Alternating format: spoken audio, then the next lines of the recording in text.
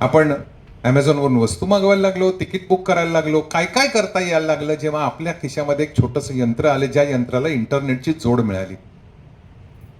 मित्र, 1998-99 मध्ये मी इंटरनेट विषयावरती 8 पुस्तकं लिहिली आणि असेच गावोगावी महाराष्ट्रात कार्यक्रम करायचो. माझ्या पैशाने जायचो. मला कोणी त्यासाठी प्रायोजक नव्हतं दिलं. म्हणजे मला एखाद्या गावात मी कार्यक्रम केला तर मला म्हणायचं इंटरनेट नावाच्या कंपनीने तुम्हाला पैसे देऊन फिरवलंय का हो? डोंबिवलीत माझे 9 कार्यक्रम झाले त्या काळात, 98-99-2000 मध्ये. त्यावेळी मी सांगत होतो की प्रत्येकाच्या खिशामध्ये हे इंटरनेट येईल आणि तुम्ही साडी गाडी वाटेल ती वस्तू तुम्ही घरात बसून मागवू लागाल. तेव्हा माझे काही लेख लोकसत्तात यायचे, तर एक दोन वाचकांनी लोकसत्तात असं पत्र पाठवलं आणि ते छापूनही आलं. त्यात असं लिहिलं होतं की विवेक मेहत्रे व्यंगचित्रकार असल्यामुळे ते फॅन्टसीमध्ये वावरतात. या भारतात कोणीही इंटरनेट वापरणार नाही, ईमेल तर कोणीच घेणार नाही आणि वस्तू वगैरे घ्यायला आम्ही बाजारात जातो. ते पत्र अजून मी कात्रणे ठेवलेली आहेत. त्या पत्रलेखकाला माहीत नसावं की मी व्यंगचित्रकार नंतर आधी अभियंता आहे. असो, तर जे मी ई कॉमर्स नावाच्या पुस्तकात 2000 साली लिहिलं ते 2010 ते 2020 सगळं सत्यात उतरलं. जे तेव्हा नव्हतं पण ते उतरलं, कारण सगळं जग त्या दिशेने जात होतं. मग कृत्रिम बुद्धिमत्ता काय आहे हे तुम्हाला समजावं म्हणून मी पडद्यावरती एक चित्र दाखवणार आहे.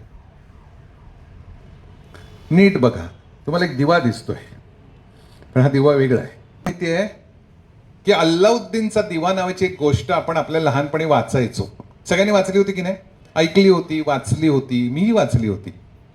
पण त्यावेळेला मी माझ्या आजी आजोबांना विचारते, ते म्हणाले नाही, जगात एकच अल्लाउद्दीनचा दिवा आहे आणि तो एकच असतो, पुन्हा कोणाला मिळत नाही. पण जेव्हा हे आजचा माझा कार्यक्रम समजेल तेव्हा तुम्हाला सगळ्यांना समजेल की तुमच्या सर्वांच्या आवाक्यामध्ये, तुमच्या खिशामध्ये किंवा पर्समध्ये एक अल्लाउद्दीनचा दिवा खरोखरचा आलेला आहे या 2023 या वर्षामध्ये. सगळ्यात महत्वाचं म्हणजे तो विनामूल्य आहे, त्याला पैसे पडत नाहीत. या अल्लाउद्दीनच्या दिव्यातल्या त्या राक्षसाला किंवा जिनीला आपण जे काय सांगू ते आणायचा, ही कवी कल्पना आज 2023 मध्ये सत्यात कशी उतरलेली आहे हे तुम्हाला पुढच्या तासभरामध्ये समजेल. मी कार्यक्रम ज्या क्षणी थांबवणार आहे त्यानंतर तुम्ही शंका समाधान म्हणून मला प्रश्न विचारू शकता आणि जर तुम्हाला काही कंटाळा आला तर चक्क हात वर करून सांगा की थांबवा, मी थांबवे. मग हे नेमकं प्रकार काय आहे? कृत्रिम बुद्धिमत्ता म्हणजे काय? त्याचा तुमच्या माझ्या जीवनात काय फरक पडतो? याच्या चांगल्या गोष्टी कोणत्या, वाईट गोष्टी कोणत्या, कृत्रिम बुद्धिमत्ता आपल्याला वापरता येणार आहे का, वगैरे वगैरे सगळ्या प्रश्नांची उत्तरं मी या तासभरात देणार आहे. किंबहुना काय प्रश्न येतील याची मला अपेक्षा असल्यामुळे बरेचसे प्रश्न मी माझ्या कार्यक्रमात तुम्हाला सांगेन. आणि तरीही सुद्धा एखादा प्रश्न राहिला तर नक्की मला विचारा. डोक्यात शंका ठेवून घरी जाऊच नका. आज झालंय असं की सिनियर सिटीजन्सना योग्य मार्गदर्शन करणाऱ्या व्यक्ती उरलेल्या नाहीत. कारण मुलं, जावई, मुलगी नोकरी धंद्याला जातात, बिचारे दमून येतात आणि दमून आल्यानंतर त्यांना कधी एकदा मोबाईल हातात घेतो हे जास्त महत्वाचं असतं. रेल्वेमधनं प्रवास करताना 99% लोकांच्या हातात मोबाईल असून माझ्यासारखा एकच माणूस पुस्तक किंवा वर्तमानपत्र वाचत असतो. ते माझ्याकडे सगळं वेडा माणूस म्हणून बघत असतात. कारण मोबाईल या विषयावर बोलणारा मी मात्र रेल्वेत मोबाईल वाजत नाही, तर मी प्रत्यक्ष वाचन करतो. मग कृत्रिम बुद्धिमत्तेमुळे वाचन कमी होणार आहे का? मुळीच नाही. कृत्रिम बुद्धिमत्ते नोकऱ्या जाणार आहेत का? वगैरे वगैरे ज्या सगळ्या शंका आहेत त्या सगळं मी तुम्हाला सांगतो. मला एक गोष्ट आठवते, राजीव गांधींच्या प्रयत्नामुळे जेव्हा या भारतामध्ये संगणक मोठ्या प्रमाणामध्ये उपलब्ध होऊ लागला तेव्हा मुंबईच्या फ्लोरा फाउंटनवरती दत्ता सामंत, जॉर्ज फर्नांडिस, शरद राव आणि आणखीन एक युनियन लीडर होते, त्यांनी कॉम्प्युटर जाळले. जाळतात कसले हो, पुठ्ठे जे बनवले होते ते जाळले. खरे कॉम्प्युटर कसले जाळत आहेत? जला दो जला दो, कॉम्प्युटर जला दो. का? त्यामुळे आमच्या नोकऱ्या जातील. साल होतं 87, 88, 89. नुकताच कुठे भारतामध्ये संगणक, पीसी आला होता. आता जसे घराघरात आहेत तसं काही नव्हतं. लोकांना असं वाटलं आमच्या नोकऱ्या जातील आणि मग प्रत्येक शहरात असे बोर्ड दिसायला लागले, आम्ही कॉम्प्युटरच्या मदतीने लग्न जुळवतो, कॉम्प्युटरच्या मदतीने तिकीट बुक करतो, कॉम्प्युटरच्या मदतीने हे करतो ते करतो. मी भरपूर कार्टून काढली होती. मी तर एक असं कार्टून काढलं होतं, मला आठवतं की एका छोट्याशा खेडेगावामध्ये, अगदी छोटं खेडेगाव, 70-80 लोकसंख्या असेल, तिथे एक मोडकं तोडकं टेलरचं दुकान आहे आणि त्या टेलरच्या दुकानाचं मशीनही जुना पुराण आहे, 2-3 हँगर आहेत आणि त्याने बोर्ड लावला होता, स्वतः संगणक चोळीच्या परफेक्ट फिटिंगसाठी माप घे. काय गर्दी, काय चर्चा लोकांची, आणि चित्रात दाखवलं होतं. आणि ते एक बाई, त्या गर्दीतली बाई त्या टेलरला विचारते, कुठे आहे तुमचा संगणक? तर तो टेलर म्हणतो मीच माझं नाव गॅझेटमध्ये बदलून संगणक ठेवलंय. तर तेव्हा संगणकाची खूप चर्चा होती, पण संगणकामुळे नोकऱ्या बिकऱ्या काही गेल्या नाहीत. किंबहुना संगणकामुळे तेव्हा असलेल्या नोकऱ्या म्हणजे 88 साली असलेल्या नोकऱ्यांमध्ये 40 ते 70 पट वेगवेगळी क्षेत्र आल्यामुळे भर पडली. कोणी ग्राफिक डिझायनर झालं, कोणी वेबसाईट डिझायनर झालं, कोणी ई कॉमर्स व्यवसायात गेलं आणि पाहता पाहता आमची दैनिकं सुधारली. पूर्वीची दैनिकं पहिल्या पानावरती तेव्हाचे तुम्ही जर नवा काळ मराठा वगैरे पेपर बघितले तर असे ब्लॉक्स करून चित्र छापलेली असायची. म्हणजे आदल्या दिवशी सुभाषचंद्रांचा जो फोटो तोच दुसऱ्या दिवशी गांधी म्हणून छापला तरी चालायचा. त्यात क्लॅरिटीच नव्हती. इथे सिनियर सिटीजन बसले त्यांना माहिती असेल. आज झुळझुळीत रंगीत वर्तमानपत्र आपल्या दारात येऊन पडतं तेव्हा आपल्याला बातम्या तर दिसतच नाही. का पहिली 4 पानं तर बिल्डरच्याच जाहिराती असतात, पण रंगीत असतात, झुळझुळीत असतात. ही सगळी छपाई कॉम्प्युटरमुळे आली ना. आज तुम्ही हे चांगलं ऐकू शकताय, तंत्रज्ञानामुळे ऐकू शकताय. ज्ञानेश्वरांच्या काळात कुठे माईक होता? तुकारामांच्या काळात कुठे माईक होता? बाजीप्रभू देशपांडेंच्या काळामध्ये बाजीप्रभूंनी सांगितलं की तिकडे दूरवर तुम्ही तोफांचे 5 बार वाजवा म्हणजे मला ऐकू येईल की तुम्ही गडावर पोहोचलात. त्या काळात जर मोबाईल असतं तर बाजीप्रभू असंही म्हणाले असते की मला एक मिस कॉल द्या. पण तंत्रज्ञान हे नेहमी प्रगती करत असतं. मग या तंत्रज्ञानामध्ये एक नवा शब्द 30 नोव्हेंबर 2022 म्हणजे गेल्या वर्षीच्या 30 नोव्हेंबरला एक असा शब्द आला आणि सगळं जग खळबळून जागं झालं. हा शब्द होता, पडद्यावर बघूया आपण, चॅट जीपीटी. हा इथे बघा, चॅट जीपीटी. हे चॅट जीपीटी म्हणजे काय तेही सांगणार आहे. ते गुगलपेक्षा वेगळं काय आहे, त्यात वेग आहे का, प्रभावी प्रश्न कसे विचारायचे वगैरे वगैरे सगळं. पण हे जे आर्टिफिशियल इंटेलिजन्स हा जो शब्द आहे, हा आर्टिफिशियल इंटेलिजन्स ज्याला आपण कृत्रिम प्रज्ञा किंवा कृत्रिम बुद्धिमत्ता असं म्हणतो, हा शब्द काही 2022ला आलेला नाही. मग हा शब्द कधी आला? तर 1890 मध्ये लिहिलेल्या विज्ञान कादंबऱ्यांमध्ये अशी कल्पना तेव्हाच्या लेखकांनी मांडली होती की माणूस जे करतो ते यंत्र सुद्धा करू शकेल. पण माणूस काय काय करतो? अवजड कामं करतो. म्हणजे आता हत्तीने ओंडके उचलायच्या ऐवजी ट्रॉलीने ओंडके उचलणं किंवा जड वस्तू उचलणं ठीक आहे. हाताने कपडे धुण्याऐवजी वॉशिंग मशीन ठीक आहे. किंबहुना मिक्सर, पाट्यावरवंट्यावर वाटण्याऐवजी मिक्सर आला, ठीक आहे. ही सगळी मानवाच्या बुद्धिमत्तेची कमालच होती. विमानापासून सुरू झालेला शोध हा सुनीता विल्यम्सला अंतराळयानात घेऊन जाण्यात स्पेस शटल मधनं इंटरनॅशनल स्पेस स्टेशन पर्यंत गेला. सगळ्या बाबतीत माणसाची बुद्धिमत्ता अतिशय वेगाने दौडत होती. पण हे करत असताना काही लिमिटेशन्स आल्या होत्या आणि या लिमिटेशन्स हे जे 98-99ला प्रचंड मोठ्या प्रमाणात इंटरनेटचा प्रसार झाला त्यामुळे काय झालं, एक प्रचंड मोठा डेटा गोळा होऊ लागला. माहितीचा जबरदस्त स्रोत निर्माण झाला आणि आम्ही आता याहू विसरलो, नेटस्केप विसरलो आणि आमच्याकडे गुगल नावाचं सर्च इंजिन आलं आणि या गुगल सर्च इंजिननी एखादी माहिती मिळवण्यासाठी लायब्ररीत जाण्याची काही गरजच उरली नाही. एखाद्या वाचनालयात सगळी पुस्तकं असू शकत नाही, पण या गुगल बाबाला काही विचारतो सगळ्याची उत्तरं द्यायला लागला आणि पाहता पाहता गुगल हा तुमच्या आमच्या घरात शिरला आणि मोबाईलमुळे तो तुमच्या खिशातही आला. पण त्याच वेळेला ज्या मोठ्या कंपन्या होत्या म्हणजे मायक्रोसॉफ्ट आहे, गुगल आहे, ॲमेझॉन आहे, फेसबुक आहे, या सगळ्या मोठ्या कंपन्यांकडे प्रचंड मोठा डेटा व्हायला जमा झाला. आणि हा डेटा म्हणजे तुम्ही काय खाता, तुम्ही काय विकत घेता, तुम्ही कोणाशी काय बोलता, तुमच्या आवडी काय आहेत, निवडी काय, तुम्ही काय पत्रव्यवहार करता, हे सगळं सगळं सगळं सगळं जगामध्ये एक प्रचंड मोठा विदा म्हणजे डेटा जमा व्हायला लागला. आणि हा जो डेटा जमा होतोय, गुगलने आपली घोडदौड अशी जोरात चालू ठेवली होती आणि अचानक नोव्हेंबर 2022 मध्ये पहिला ब्लो गुगलला मिळाला. तो म्हणजे एक नवीन शब्द आला ज्याचं नाव होतं चॅट जीपीटी. म्हणजे चॅट जीपीटी नेमकं काय आहे वगैरे सगळं मी तुम्हाला दाखवणार आहे, सांगणार आहे. तुम्ही कदाचित अवाक होणार आहात. एखाद्या देवळामध्ये कीर्तनकार जेव्हा कीर्तन करत असतो ना, तेव्हा माझी आजी, माझी पणजी अशी आदराने त्या बघायची, पण तेव्हा त्यांना फक्त कीर्तनकार बोवा दिसायचे. समजा हा प्रोजेक्टर इथे नसता आणि हा लॅपटॉप नसता तर मी जे काय आता पुढे सांगणार आहे यावर तुम्ही अजिबात विश्वास ठेवला नसता. तुम्ही म्हणाला असता विवेक मैत्री डोंबिवलीमध्ये येऊन थापा मारतायत असं मला तुम्हाला वाटू नये म्हणून मी सरकोत मॅडमना मुद्दाम सांगितलं की नाही, कार्यक्रमाला प्रोजेक्टर हवाय, कारण जे काही आपण बघणार आहोत हे खूप महत्वाचं आहे. आपण सगळे काही जण कदाचित तुमच्यापैकी काही जण पेन्शनर असतील आणि एक पत्ते खेळण्याचा एक डाव असतो, त्याला काय म्हणतात माहिती, पेन्शनर्स गेम. माहिती आहे तुम्हाला ना?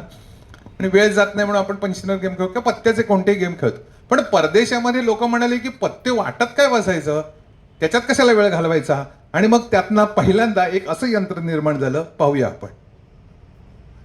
आवाज आवाज त्याचा आवाज बंद केलाय. या फिल्मला आवाज आहे, आवाज बंद केलाय.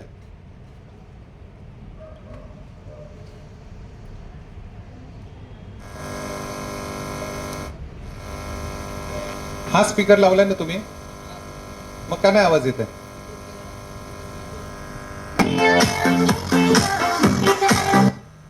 हे जे पत्ते पिसणं जे आपण म्हणतो, वाटणं, त्यासाठी सुद्धा कृत्रिम बुद्धिमत्ता ही अशा प्रकारे अवतरली.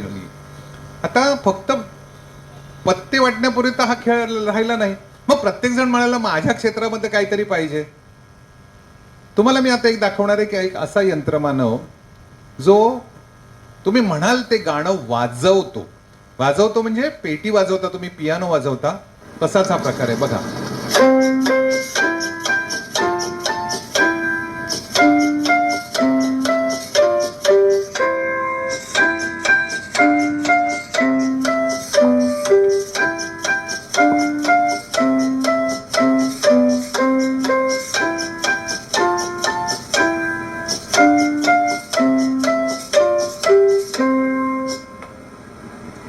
पण हे सुद्धा खूप जुनं, म्हणजे 30-40 वर्षापूर्वीचं झालं. तुम्ही सगळेजण अवाक झाला असाल, पण हे काहीच नाही. आगे आगे देखो होता है, काही तर केवळ सुरुवात आहे. तुमच्यापैकी अनेक जणांच्या घरामध्ये एक ही वस्तू असेल. काय म्हणतात त्याला? Rubik cube. तुम्ही कधी खेळलात की नाही मला माहित नाही. खेळून बघा, खूप छान वेळ जातो. आणि असे वेगवेगळ्या रंगांचे पृष्ठभाग असलेले 6 पृष्ठभागाचे असं एक क्युबिकल मिळतं, आणि त्या क्युबिकल आपण सोडवण्यामध्ये वेळ जातो. पण अशी काही मुलं आहेत की फक्त 1 मिनिटामध्ये, अर्ध्या मिनिटामध्ये, पाऊण मिनिटामध्ये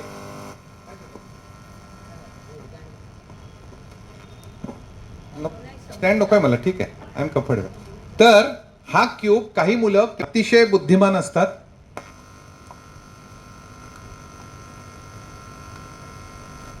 पण त्या मुलांना तो क्यूब दिसत असतो, ते हालचाल करत असतात, डोळ्यांनी बघत असतात, आणि मेंदूनी त्याच्या काही चाली. तुम्ही जर इंटरनेटवर गेलात ना, तर रुबिक क्यूब कसा लवकर सोडवायचा याच्या अनेक पद्धती तिथे दिलेल्या आहेत. मग कोणातरी माणसाच्या डोक्यात आलं की माणूस कशाला, यंत्राने रुबिक क्यूब सोडवता आला तर कसं शक्य आहे. आपण पाहूया की माणसाची बुद्धिमत्ता, आपण कृत्रिम बुद्धिमत्तेचं कौतुक नकोच करूया, कारण ह्या मुळात बुद्धिमत्तेचा सर्वाचा शोध आहे ना, हा शेवटी माणसानेच लावलेला आहे ना. पहा, इथे एक यांत्रिक हात बनवलेला आहे. त्याच्या हातामध्ये विस्कटलेला रुबिक क्यूब दिलेला आहे की तो काय प्रमाणबद्ध नाही, क्रमाने लावलेला नाही. आणि तो रुबिक क्यूब, तो यंत्रमानवाचा हात किती झपाट्याने आणि कशा पद्धतीने वर खाली 360 डिग्रीज मध्ये कसा वाटेल तसा आडवा उभा फिरवतोय, आणि अवघ्या काही सेकंदांमध्ये. म्हणजे सर्वप्रथम ज्या इंटरनॅशनल एक्सपो मध्ये हा अशा प्रकारचा हात ठेवण्यात आला. लोकांनी आपापल्या घरातले वाकडे तिकडे केलेले, मिक्स केलेले रुबिक क्यूब आणून त्याच्या हातात ठेवले, आणि अवघ्या काही सेकंदांमध्ये त्या यांत्रिक हाताने हा रुबिक क्यूब सोडवला. अगदी शेवटच्या 3 टप्प्यावर आता उरलोय, आपण बघूया. आता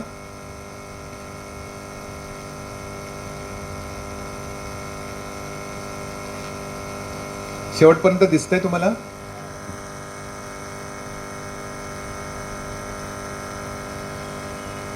परत 2 हात नाही सुद्धा नाही, एकच हात वापरून हा बघा, हा असा तो त्याने क्यूब सोडलेला. अगदी टाळ्या वाजवायला हरकत नाही, इतकंच सुंदर. ही सगळी जी काही कमाल आहे ना, ही माणसाच्या बुद्धिमत्तेची. हा जपानमध्ये असलेला एक यंत्रमानव आहे, आणि तो 15,000 गाणी स्टोअर केलेली आहेत, आणि तो पियानो वाजवतोय. यंत्रमानवाचे कपडे घातलेला माणूस आत नाही, तर खरोखरचा यंत्रमानव आहे. आणि तो गाणं सिलेक्ट केल्यानंतर तो ते गाणं त्या व्हायोलिनवर वाजवतो.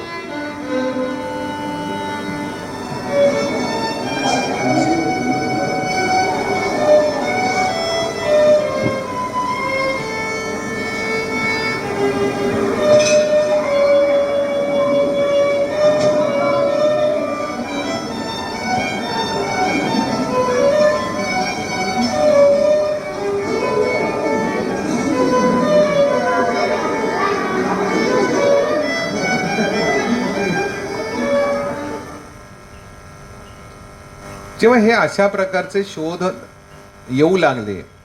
त्याच्या आधीच रेडिओ आला होता, टीव्ही आला होता. पण रेडिओ आणि टीव्हीच्या बाबतीत काय व्हायचं की तिकडून कोणीतरी निवेदक बोलतोय, आपल्या घरात ऐकू येतंय, कोणीतरी त्याबरोबर गेम खेळतो. पण खरा बुद्धिबळ म्हणजे तुमच्या घरात दिवाणखान्यात मांडलेला पटावरचा बुद्धिबळ जर खेळण्यासाठी तुमच्यासोबत सवंगडी नसेल तर यंत्रमानव तुमच्या बरोबर बुद्धिबळ खेळतो कसं ते बघा.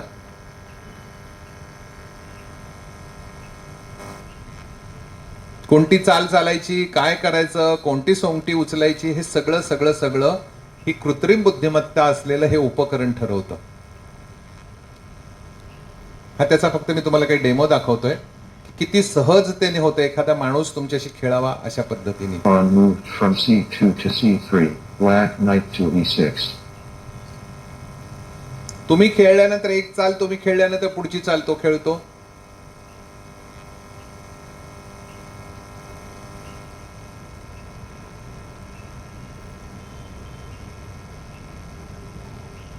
तुमच्यापैकी एखादा म्हणेल त्यात काय आता एवढं यंत्राचा शोध लागले का. पण मला आठवतं मी गिरगावमध्ये, डोंबिवलीमध्ये पूर्वी ना खूप लहान असताना बुद्धिबळाचे सामने बघायला आल्याचं आठवतं. तेव्हा ना एक माणूस 12 जणांची बुद्धिबळ खेळताना डोंबिवलीत सामना झाला होता. गिरगावमध्ये 21 जणांची एकच माणूस एकाच वेळी बुद्धिबळ खेळत होता. आणि अगदी हाच प्रकार कृत्रिम बुद्धिमत्ता वापरून कसा खेळला जातो बघा. हा एकच रोबोट 3 जणांची बुद्धिबळ खेळतोय बघा. एकाशी खेळून झालं की समोरच्या बाजूच्याशी खेळतोय, त्याच्याशी खेळून झालं की पुन्हा मधल्याशी खेळतोय. Комментарии приветствуются. आणि स्पीड बघा काय. Любые комментарии это хорошо.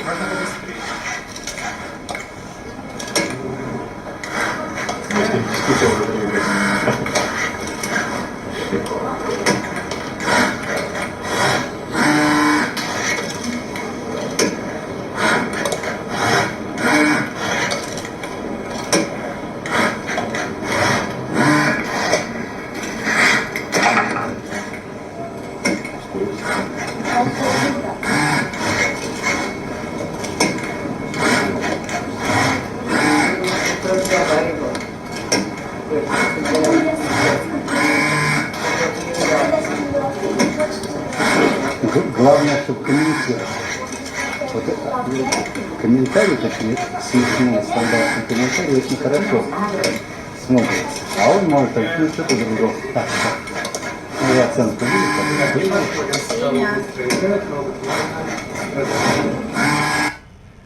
जग कुठे चाललंय, आम्ही कुठे चाललोय. भारतामध्ये किती महिला खुनशी आहेत हो, किती वाईट महिला आहेत. एखादा परदेशी माणूस आला आणि आपली टीव्ही बघायला लागला ना तर असं वाटेल हे सगळे टीव्ही सिरियल बघून की भारतातल्या बायका भयंकर वाईट आहे. आम्ही आपल्या टीव्ही सिरियलमध्ये अडकलोय, जातीमध्ये अडकलोय की हा कुणबी, हा मराठा, हा माळी, हा सोनार. जग किती प्रचंड प्रगती करते आणि आम्ही आपले त्याच भ्रष्टाचाराच्या चिखलामध्ये वर्षानुवर्ष आहोत. त्यामुळे कृत्रिम बुद्धिमत्ता वगैरे राजकारण्यांना कळण्याच्या पलीकडची गोष्ट आहे. त्यांना त्यात इंटरेस्ट नाही. मला एका राजकारण्याने सांगितलं की कृत्रिम बुद्धिमत्ता वापरून मला दर महिन्याला किती खोके मिळवता येतील. अवाक, म्हणजे मला त्या प्रश्नाचं उत्तरच देता येणार नाही ना.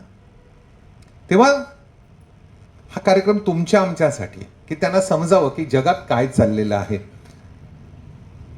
आणि म्हणूनच या कार्यक्रमामध्ये तुम्ही पुढे पुढे जेव्हा असं काही बघाल तेव्हा तुम्हाला समजेल की अरे हे खरंच छान आहे, हे माणसाला उपयोगी आहे, ह्याच्यात मारक काहीच नाहीये. आता बघा या ठिकाणी हा बॅडमिंटनचा खेळ खेळायला माणूस नाहीये, पलीकडच्या बाजूला चक्क यंत्र आहे आणि ते 3 डायमेन्शन मध्ये फिरतंय बघा. आणि या यंत्राला हरवणं खरोखर कठीण आहे.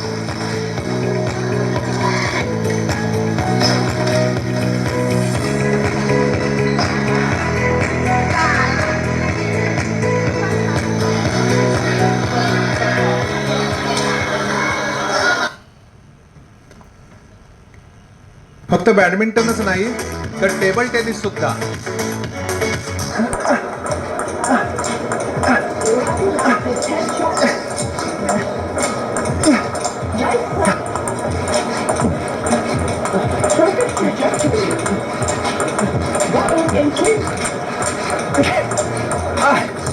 God, so good.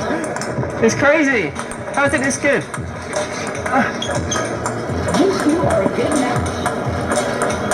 It's reading my top spin.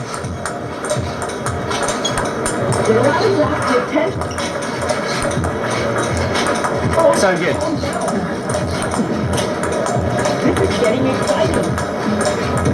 वेग बघा. Come on, it's not beating me today. Okay, the robot's gonna surf. Look at it go. आता चेंडू सर्व करण्यासाठी सुद्धा यंत्रमानवच आहे, माणूस नाही. म्हणजे त्या दोघांच्या सामन्यामध्ये चेंडू कोणी तिथे टाकायचा तर तोही यंत्रात टाकला जातो. ह्या अशा शेकडो फिल्म्स जर मी तुम्हाला दाखवत बसलो ना तर 2 तास पुरणार नाहीत. ते आपण थोडंसं थांबूया आणि मूळ विषयाकडे जाऊया. पण तुम्हाला एक झलक कळावी की कृत्रिम बुद्धिमत्ता, तुमच्या प्रत्येकाच्या खिशामध्ये कृत्रिम बुद्धिमत्ता आहे. हा तुमचा मोबाईल फोन, तुमचं डिजिटल वॉच, किंवा तुमच्याकडे घरी जर कचरा काढायचं एक नवीन आलेलं आधुनिक यंत्र असेल किंवा अलेक्सा असेल तुमच्याकडे, तर हे सगळे कृत्रिम बुद्धिमत्तेचेच प्रकार आहेत. आणि मी तुम्हाला सांगतो ना की अल्लाउद्दीनचा दिव्यातला तो जो जिनी, तो तुम्हाला जे काय सगळं द्यायचा ते सगळं सगळं सगळं तुम्हाला आता ही कृत्रिम बुद्धिमत्ता सांगतोय की नाभिकाचं काम तो करू शकणार नाहीये. म्हणजे तुमची घरी येऊन दाढी करणार नाही. बाकी सगळी कामं आता ही कृत्रिम बुद्धिमत्ता, कदाचित आणखीन 50 वर्षांनी तेही यंत्र निघेल, मला माहित नाही. परंतु सगळी कामं आज या कृत्रिम बुद्धिमत्तेमुळे जगभरात अतिशय सोपी झाली आहेत. आणि काय काय सोपं झालंय ना तेही मी सांगणार आहे. पण त्याच्या आधी हा तुम्हाला मी मुद्दाम एक फोटो दाखवतोय. हा 1956 सालचा फोटो आहे. एक 10 दिवसाची एक कॉन्फरन्स झाली होती आणि या कॉन्फरन्समध्ये हा जो माणूस आहे ना, याचं नाव जॉन मॅकॅर्टी. या जॉन मॅकॅर्टीने एक शब्द तयार केला, आर्टिफिशियल इंटेलिजन्स.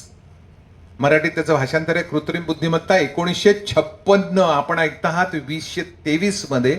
1956 मध्ये अमेरिकेतल्या या डार्टमाउथ समर रिसर्च प्रोजेक्ट होतं आणि तिथे पहिल्यांदा जगात एक दोन शब्द एकत्र घेऊन एक तयार केला गेला शब्द आर्टिफिशियल इंटेलिजन्स, ज्याला AI असं म्हणतात. AI म्हणजे कृत्रिम प्रज्ञा किंवा कृत्रिम बुद्धिमत्ता. आणि हाच तो माणूस आहे ज्याने हा शब्द तयार केला. मग आता तुमच्या घरामध्ये असलेले स्मार्टफोन किंवा ही अलेक्सा किंवा हे कचरे काढण्याचं मशीन, हे सगळं ना, ही सगळी ऑटोमॅटिक मशीन जी आहे, ही सगळी या कृत्रिम बुद्धिमत्तेचा एक टप्पा होता. मोठमोठ्या कंपन्यांमधली मोठमोठी यंत्रणा, अवजड यंत्र, हे सगळं सुद्धा ना, याची सुरुवात कुठून तरी झालीच ना, तर ती खरं म्हणजे कृत्रिम बुद्धिमत्ता असेल. पण तेव्हा एवढा आवाज नव्हता, ओरड नव्हती.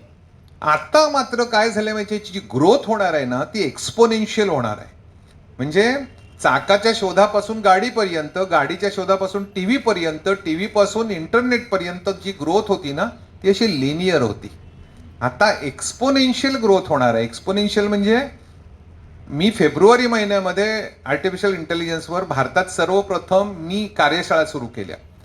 आर्टिफिशियल इंटेलिजन्सवरची 2 पुस्तकं मी मार्च 2023 मध्ये लिहिली. ते अख्ख्या एशियामध्ये एकही पुस्तक नव्हतं.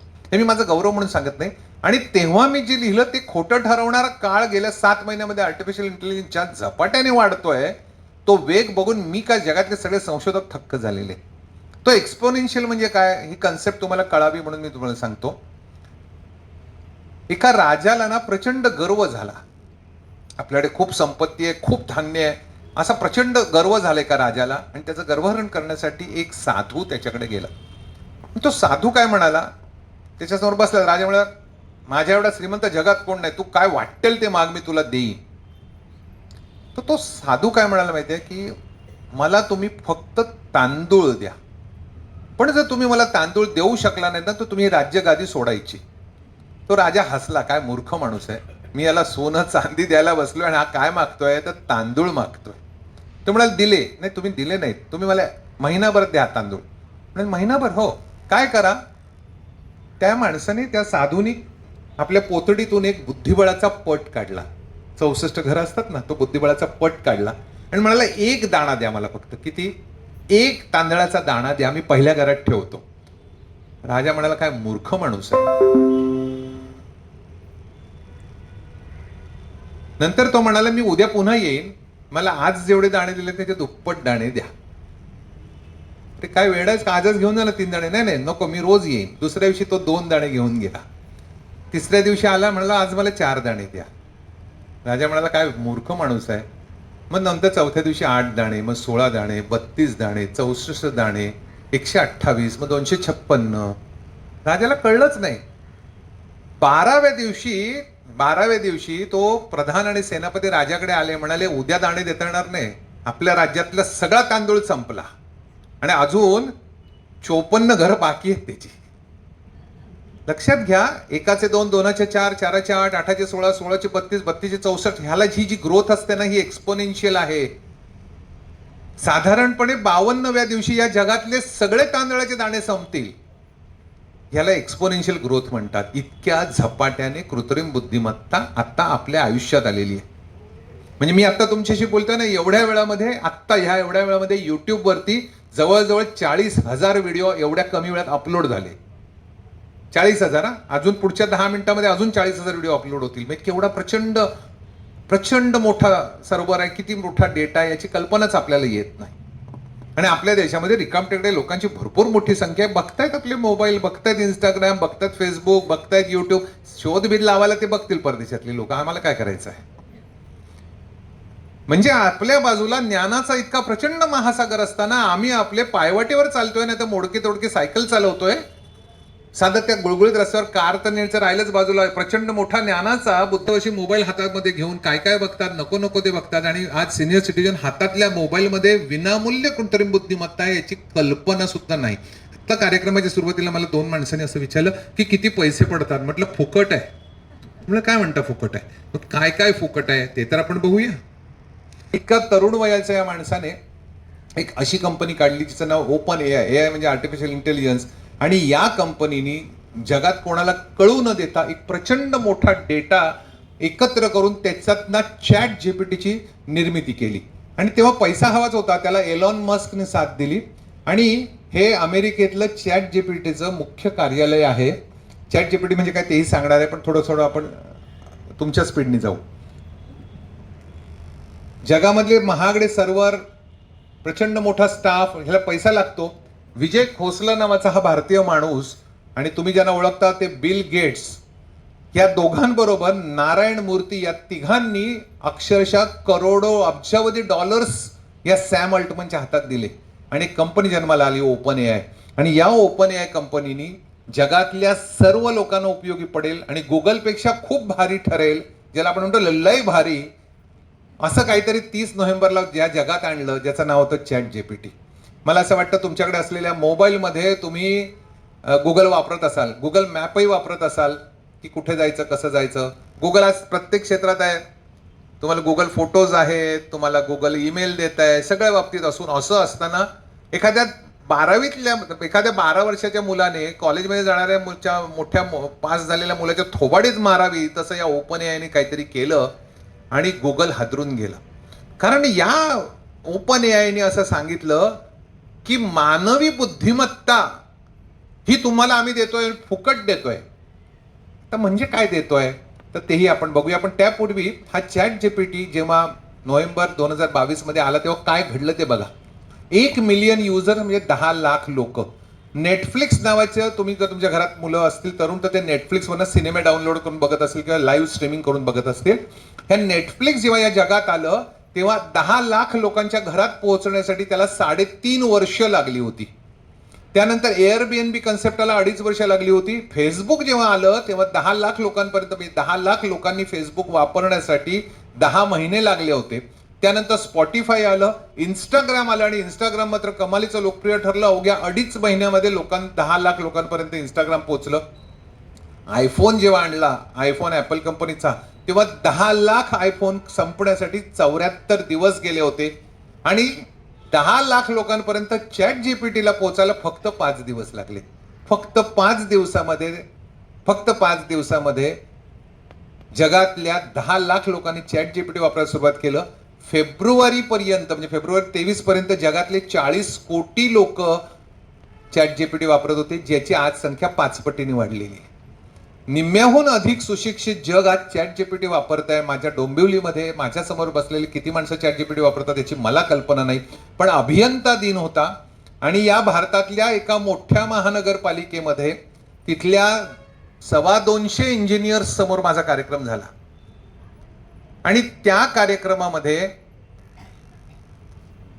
मी त्या लोकांना असं विचारलं की सगळे सुशिक्षित होते, इंजिनियर होते, कोणी 15 वर्ष नोकरी, कोणी 20 वर्ष नोकरी, कोणी 5 वर्ष नोकरी. त्यांना असं मी विचारलं की ChatGPT हा शब्द तुमच्यापैकी किती जणांना माहिती आहे? तोपर्यंत ChatGPT येऊन 8 महिने झालेले होते. एक हात वर आला, तो सगळ्यात तरुण मुलगा होता, म्हणून बाकीचे 223-24 लोक अजिबात माहित नाही. त्यातल्या एकाने मला विचारलं, हे जीएसटी बद्दल ऐकावं का काही? म्हटलं जीएसटी आणि चॅट जीपीटी संबंध काय? म्हटलं तुम्ही इंजिनियर आहात, मला खरंच शरम वाटते की तुम्ही तुमच्या नोकरीमध्ये, तुम्ही तुमच्या व्यवसायामध्ये चॅट जीपीटी वापरत नाही. आमचे सिक्युअर्ड जॉब्स आहेत, आमच्या नोकऱ्या कुठे जाणार आहेत, आम्हाला काय करायचं आहे, पुढची पिढी काय बघून घेईल, या एका वृत्तीमुळे भारतीय जनता सगळ्याच राज्यातले, मी तुमच्याबद्दल नाहीच बोलत आहे, नवीन काही शिकून घ्यायलाच बघत नाही. आम्ही अडकलोय टीव्ही सिरियलमध्ये, आम्ही अडकलोय त्या व्हॉट्सअप युनिव्हर्सिटीमध्ये. रोज येतात भरपूर खोट्या नाट्या पोस्ट, आम्ही बघतो, फॉरवर्ड करतो, इकडून तिकडे ढकलत बसतो.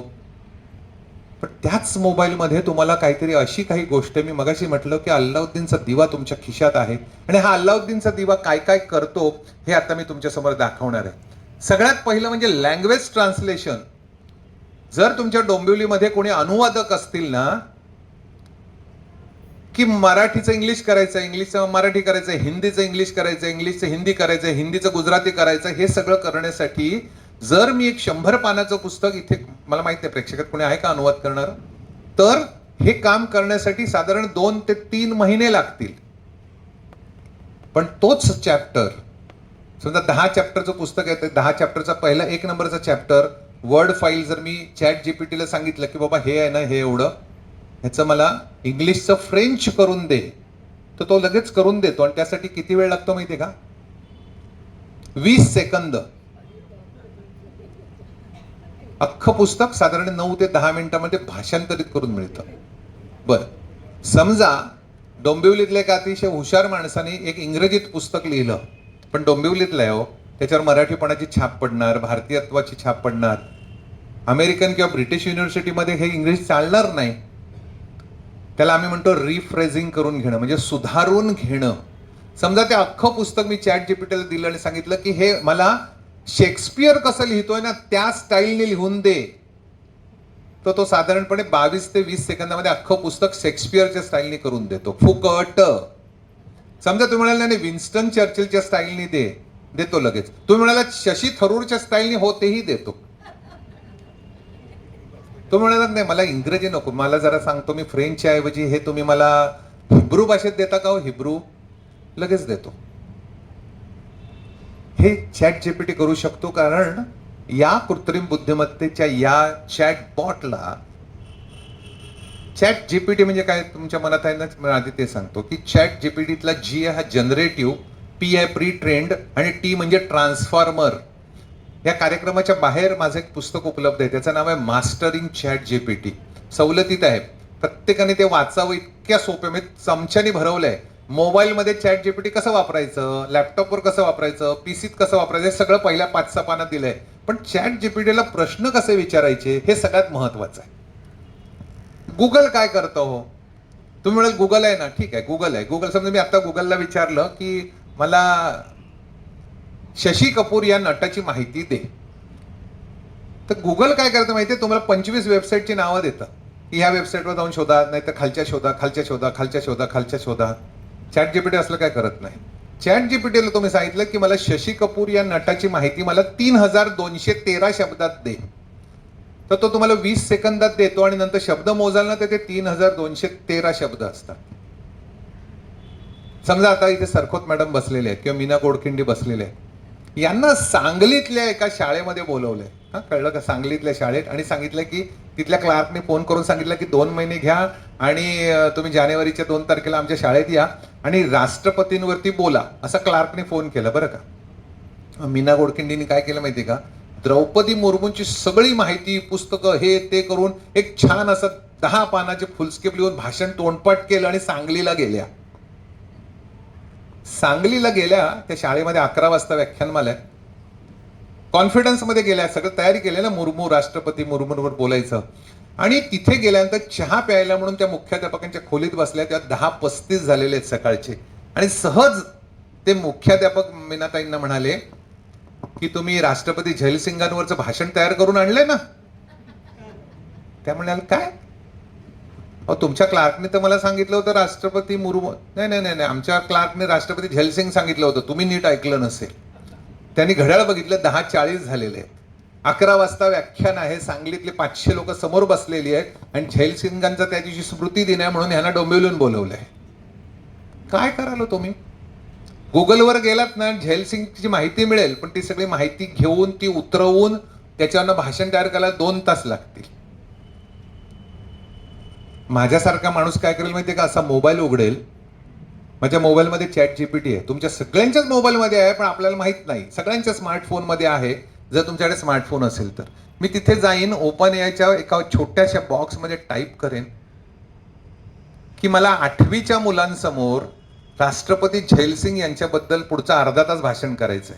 मी 8वीच्या मुलांसमोर का म्हटलं माहितीये का? 8वीच्या मुलांना समजेल या IQ जमला पाहिजे. तर ChatGPT मला डॉक्टरांसमोर आणि इंजिनियर समोर विद्वत्तापूर्ण भाषण देईल. मी सांगेन मला 8वीच्या मुलांपुढे राष्ट्रपती झैलसिंग यांच्याबद्दल अर्धा तास बोलायचं आहे आणि मी फक्त तिथली बटन दाबलं की पुढच्या 20 सेकंदांमध्ये मला राष्ट्रपती झैलसिंगांबद्दलची जवळजवळ 40-50 पानाचं रेडी भाषण मिळेल. मी फक्त तिथे डायसवर माझा मोबाईल ठेवायचा, सरकवायचा आणि भाषण द्यायचं. हा पहिलाच धक्का आहे तुम्हाला, कळलं का? कृत्रिम बुद्धिमत्ता काय करू शकते आज. अहो इतका मूर्खपण आहे. युट्यूबवर एक व्हिडिओ प्रचंड फिरतोय, त्याच्यात असं लिहिलंय की ChatGPT MPSC ची प्रवेश परीक्षा नापास झाला, काय उपयोगाचा? अरे ChatGPT MPSCचा पेपर देण्यासाठी नाही बनवलेला ना. ChatGPT हे जे साधन आहे हे कशासाठी उपयोगी पडतं? आता फक्त तुम्ही नमुने बघा. एंटरटेनमेंट रेकमेंडेशन्स म्हणजे काय? तर ChatGPTला मी सांगितलं की मला चार्ली चॅपलिनचे पिक्चर आवडतात, किंवा मला लॉरेल आणि हार्डीचे चित्रपट आवडतात, किंवा मला संजीव कुमारचे चित्रपट आवडतात, किंवा मला बलराज सहानींचे चित्रपट आवडतात. तर मला साधारणपणे बलराज सहानींचे 20 चित्रपट सांग आणि क्रमाने सांग, सर्वोत्तम कुठचा, नंतर सर्वोत्तम कुठचा. तुम्ही नुसता असा प्रश्न विचारला ना की साधारण 14 ते 20 सेकंदात एक लिस्टच तुमच्या समोर येते. गुगल नाही हे करणार, गुगल तुम्हाला शोध करायला लावतो. तुम्ही जर सांगितलं की नाही मला आमका शेक्सपियरची 100 नाटकं आहेत, त्यातलं सर्वोत्तम नाटक आणि उरलेल्या सगळ्या नाटकांची यादी दे, तो लगेच देतो. आणि हे सगळं जे काय मी सांगतोय ना ते 20 सेकंदात. म्हणजे बघा, मी डोंबिवलीत बसलोय, मी माझ्या मोबाईलमध्ये टाईप करतोय, इथनं माझा मेसेज अमेरिकेतल्या ओपन एआयच्या सर्व्हरपर्यंत पोहोचतोय, तिथून तो मला उत्तर देतो. या सगळ्यासाठी किती सेकंद लागत आहेत? 20 सेकंद. आणि मित्र, हे सगळं फुकट आहे. मला सिनियर सिटीजन म्हणतात आमचा वेळ जात नाही. अरे वेळ जात नाही, तुमच्या हातामध्ये ना अल्लाउद्दीनचा दिवा चाललेला आहे. कसा वेळ जात नाही? तुम्ही जगातला कोणताही कठीणातला कठीण प्रश्न विचारा, तो तुम्हाला अतिशय योग्य अचूक उत्तर हव्या त्या भाषेत देतो. आपण थोडंसं पुढे जाऊया, कारण वेळ पुरायला पाहिजे. तुम्ही जर विचारलं what should I read next, म्हणजे रिडिंग रेकमेंडेशन्स. समजा तुम्ही सांगितलं की मला फ्रेंच नाटकं आवडतात, किंवा मला रहस्य कथा आवडतात, किंवा मला जेफ्री आर्चर सारख्या कथा आवडतात, किंवा मला अल्फ्रेड हिचकॉकच्या चित्रपटांसारख्या कथा आवडतात. तुम्ही काय वाटेल तो प्रश्न विचारा, तर तो तुम्हाला रेकमेंडेशन्स देतो. ते पुस्तक का वाचायचं नाही, त्यात सर्वोत्तम काय आहे हे सगळं देतो. तुम्ही म्हणाल इंग्लिशमध्ये देतो का? नाही, तुम्हाला हव्या त्या भाषेत देतो. थोडंसं पुढे जाऊ अजून आपण. इथे बऱ्याच लोकांचा प्रश्न असतो आरोग्यविषयक. डाएट अँड न्यूट्रिशनल ॲडवाईस तुम्हाला विनामूल्य मिळतो. म्हणजे एखाद्या डॉक्टरकडे जायचं आणि आपण सांगितलं की आम्हाला 10 किलो वजन पुढच्या 2 वर्षात कमी करायचं आहे आणि मला हे त्रास आहेत, मला लिव्हरचा त्रास आहे, डायबिटीस, अमुक अमुक तमुक, तर मी काय करू? तर तो न्यूट्रिशनल ॲडवाईस तुम्हाला देतो. समजा तुम्हाला फिजिकल जिममध्ये जायचं आहे, तर जिममधला कोच तुमच्याकडनं दर महिन्याला 3000 रुपये घेईल. तर त्याच्याऐवजी त्याला विचारलं ना की माझं वय असं आहे, माझं वजन हे आहे, मी अमुक अमुक आहे, वेगन आहे किंवा व्हेजिटेरियन आहे की नॉनव्हेज आहे, तर तो तुम्हाला पूर्ण ॲडवाईस संपूर्ण तयार करून देतो. वर्कआउट प्लॅनिंग करून देतो. इथे बघा प्लॅनिंग करून दिलेलं की सोमवारी काय वर्कआउट करायचं, मंगळवारी योगा करायचा, बुधवारी काय करायचं, ह्याचं सगळं टाइम टेबल. म्हणजे दुसऱ्या कुठच्या कन्सल्टंटकडे जायची गरज नाही. मील्स प्लॅनिंग करून देतो. तुम्ही जर सांगितलं की माझ्या घरात 4 माणसं आहेत आणि आम्ही सगळे व्हेजिटेरियन आहोत आणि आम्हाला रोज तेच खायचा कंटाळा आलेला आहे, मी डोंबिवलीमध्ये राहते, तर डोंबिवलीमध्ये राहणाऱ्या वस्तू मला मिळाल्या पाहिजेत, नाहीतर कुठचं तरी युरोपातली वस्तू सांगेल नाही, तर तो तुम्हाला मील्स प्लॅनिंग करून देतो की सोमवारी काय खावा नाश्त्याला, सोमवारी दुपारी काय बनवाल, रात्रीला काय बनवाल, त्यासाठीची वेबसाईट कुठची, त्यासाठीचं युट्यूब व्हिडिओ कुठचा, हे सगळं तो तुम्हाला मील्स प्लॅनिंग करून देतो. ट्रॅव्हल इटिनरीज देतो. म्हणजे तुम्ही जर सांगितलं की मी 4 दिवसासाठी कोल्हापूरला जाणार आहे आणि माझ्याकडे 4 दिवस आहेत आणि माझं बजेट फक्त 20,000 रुपये आहे, तर त्या 4 दिवसामध्ये फक्त 20,000 रुपयामध्ये मी कोल्हापूर आजूबाजूला काय काय बघू. तुम्ही सांगितलं नाही मी तेल अविवला म्हणजे इस्रायलमध्ये जाणार आहे आणि माझ्याकडे 80,000 रुपये आहेत आणि 80,000 रुपये खर्च करायचे आहेत, मला वस्तू काय मिळतील तेल अविवमध्ये? अहो तेल अविव सोडावं. आत्ता तुम्ही मोबाईलमध्ये विचारलं ना की मी डोंबिवलीमध्ये 4 तासासाठी जाणार आहे, डोंबिवलीमध्ये सर्वोत्कृष्ट काय मिळतं, काय खरेदी करू, काय खाऊ, तर तो तुम्हाला डोंबिवलीतली उत्तरं देतो अमेरिकेत बसून. तुम्ही विचारलं मला पंढरपूरला जायचं तर तो पंढरपूरचं तुमचं ट्रॅव्हल प्लॅनिंग करू देतो. ट्रॅव्हल एजंटकडे जायची गरजच नाही. कोणती विमानाची तिकीटं काढायचं, ट्रेन कुठचं काय, म्हणजे हे सगळ्या देशांचा देतो, तुमच्या महाराष्ट्राचं भारताचं नाही. जगातल्या कोणत्याही देशातल्या कोणत्याही छोट्याशा खेड्यातल्या गोष्टींची तो तुम्हाला माहिती देतो. पुढे जाऊ आपण. स्टडी प्लॅन्स म्हणजे जर एखादा मुलगा असेल आणि त्याला आता परीक्षेला 2 महिने राहिलेत SSCचे आणि त्याने सांगितलं की मी गणितात कच्चा आहे, बाकीच्या विषयात मी बरा आहे, तर मला एक स्टडी प्लॅन बनवून देता. हा असा स्टडी प्लॅन देतो की सोमवारी सकाळी उठला आणि सांगायचं मला 7 तास अभ्यास करायचा आहे, 2 तास टिवळ्या लावल्या करायच्या आहेत, 1 तास मोबाईल बघायचा आहे, अर्धा तास चित्रपट बघायचा आहे, उरलेल्या वेळात मला स्टडी प्लॅन करून देतो. तो सगळंच तुम्हाला स्टडी. पण आवडलं नाही ना तर नुसतं एक शब्द टाकायचा, रिजनरेट, म्हणजे हा नकोय मला पुन्हा नवीन दे, तो तुम्हाला नव्याने करून देतो. इव्हेंट प्लॅन करून देतो, म्हणजे वाढदिवस कसा साजरा करावा, साखरपुडाच कसा साजरा करावा, लग्न कसं करावं, आजोबांची 75 कशी करावी. तुम्ही सांगितलं ना एवढी माणसं येणार आहे तर मी कुठे करू, तर तो तुम्हाला डोंबिवलीतल्या हॉलचे पत्ते देईल, तो तुम्हाला माणसांना कॅटरर देईल, तो तुम्हाला काय पदार्थ हवेत, काय खेळ ठेवले पाहिजेत, काय जेवणाचा मेनू ठेवला पाहिजे, जैन मेनू हवा का वेगन मेनू हवा, हे सगळं सगळं सगळं तुम्हाला ते फुकट करून देतो. म्हणजे गुगलच्या कितीतरी पटीनी पुढे आहे हे तुम्हाला एवढं लक्षात आलं असेल. वेडिंग प्लॅनर म्हणजे लग्नासाठी तुम्ही जर ठरवलं की मला माझी सून होणारी ही राजस्थानी आहे आणि मुलगा मात्र महाराष्ट्रीयन आहे, तर तिच्याही लोकांना आवडलं पाहिजे, आमच्याही घरातल्यांना आवडलं पाहिजे आणि मला लग्न कल्याणमध्ये करायचं आहे, तर कशा पद्धतीने ते करावं की दोन्ही प्रकारच्या कम्युनिटीना ते आवडेल. तुम्ही कसा प्रश्न विचारताना हे सगळ्यात महत्वाचं आहे. या प्रश्न विचारण्याला प्रॉम्प्ट असं म्हणतात, PROMPT. आता जगात प्रॉम्प्ट इंजिनिअरिंगचे अनेक क्लासेस निघाले. मी जे पुस्तक बाहेर ठेवलंय त्यात 500 प्रॉम्प्ट फुकट दिलेले आहेत. 500 प्रॉम्प्ट वेगवेगळ्या प्रकारचे प्रश्न कसे विचारायचे ChatGPTला ते तिथे दिलेलं आहे. Relationship advice. आजकाल इतकं घटस्फोटाचं प्रमाण वाढलंय, विसंवादाचं प्रमाण वाढलेलं आहे. मग तो बॉस आणि नोकराचा विसंवाद असू शकतो, तो सासू सुनेचा असू शकतो, नवरा बायकोचा असू शकतो, अगदी भाऊ बहिणीचा असू शकतो. तर रिलेशनशिप ऍडवाइस देणारे कन्सल्टंट बाजारामध्ये असे प्रचंड फी घेतात. ChatGPT तुम्हाला व्यवस्थित सल्ला देतो.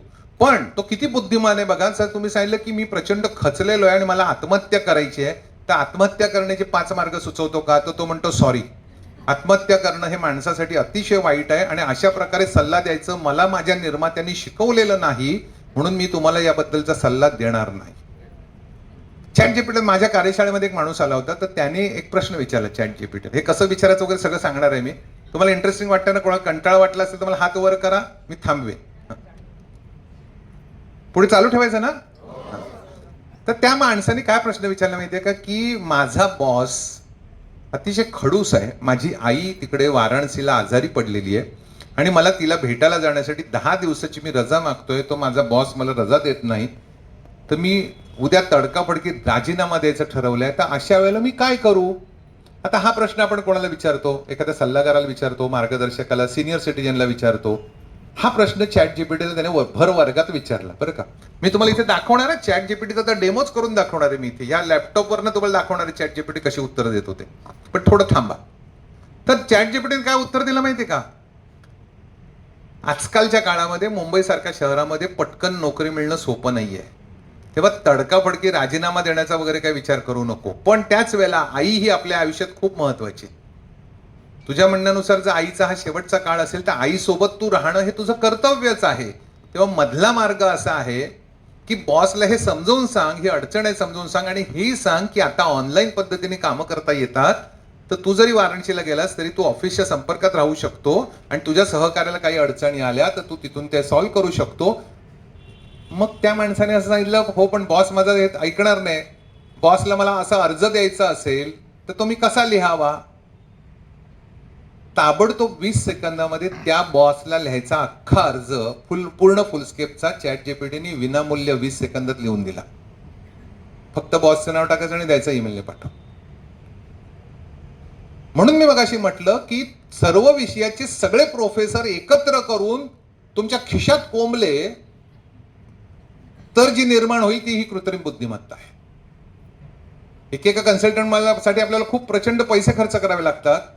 फॅशन ऍडवाइस म्हणजे आता जगामध्ये कोणत्या फॅशन चाललेल्या आहेत, उंच कसं दिसावं, केस पांढरे ठेवू का रंगीत ठेवू, एखाद्या शहरात मी जातोय तर तिथे काय फॅशनेबल वस्तू घेऊ याची माहिती देतो. स्टाईल ऍडवाइस देतो की सध्याच्या जगामध्ये ट्रेंडिंग काय आहे, काय स्टाईल आहे, म्हाताऱ्या लोकांनी काय वापरावं, तरुणांनी काय, लहान मुलांनी काय, गृहिणींनी काय, नवीन लग्न असेल तर काय पोशाख घालावा, ही सगळी माहिती हे जगातले सगळे विषय तो देतो. घोस्ट रायटिंग करतो. घोस्ट रायटिंग म्हणजे तुम्हाला माहिती आहे का, घोस्ट रायटिंग म्हणजे भूताचं लिखाण नाही, तर एखाद्या मोठ्या नामवंत माणसासाठी तुम्ही लिखाण करायचं आणि ते पुस्तक मात्र त्याच्या नावाने छापून येईल,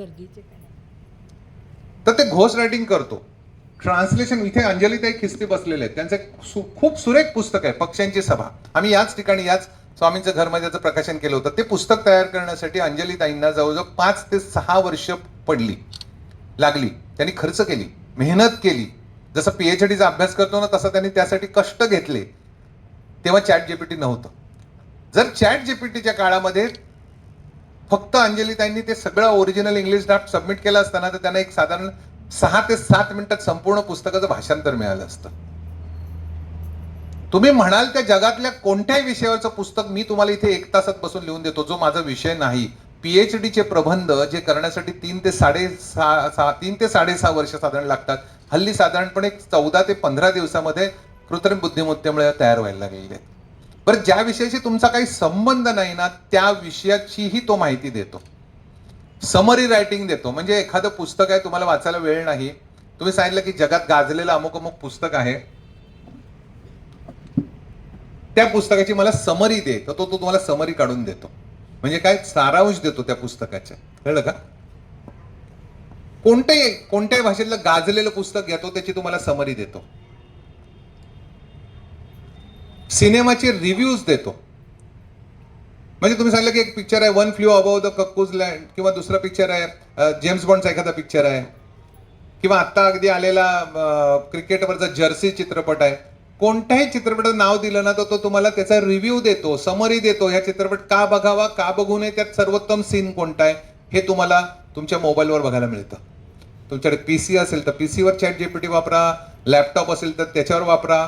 बरं, तुम्ही म्हणाल मगाचपासून मी चॅट जीपीटी नाही. मी जेव्हा चॅट जीपीटीवर कार्यशाळा सुरू केली तेव्हा माझ्या लक्षात आलं की जगामध्ये जशा महासत्ता असतात, अमेरिका आणि रशिया एक मोठी महासत्ता, पुढे रशियाचे तुकडे पडले, पण या महासत्ता असतात तशा जगातल्या अनेक कंपन्या खडबडून जागा झाल्या आणि गुगलने सुद्धा चॅट जीपीटी सारखीच एक यंत्रणा आणली. त्याचं नाव आहे बार्ड, BARD.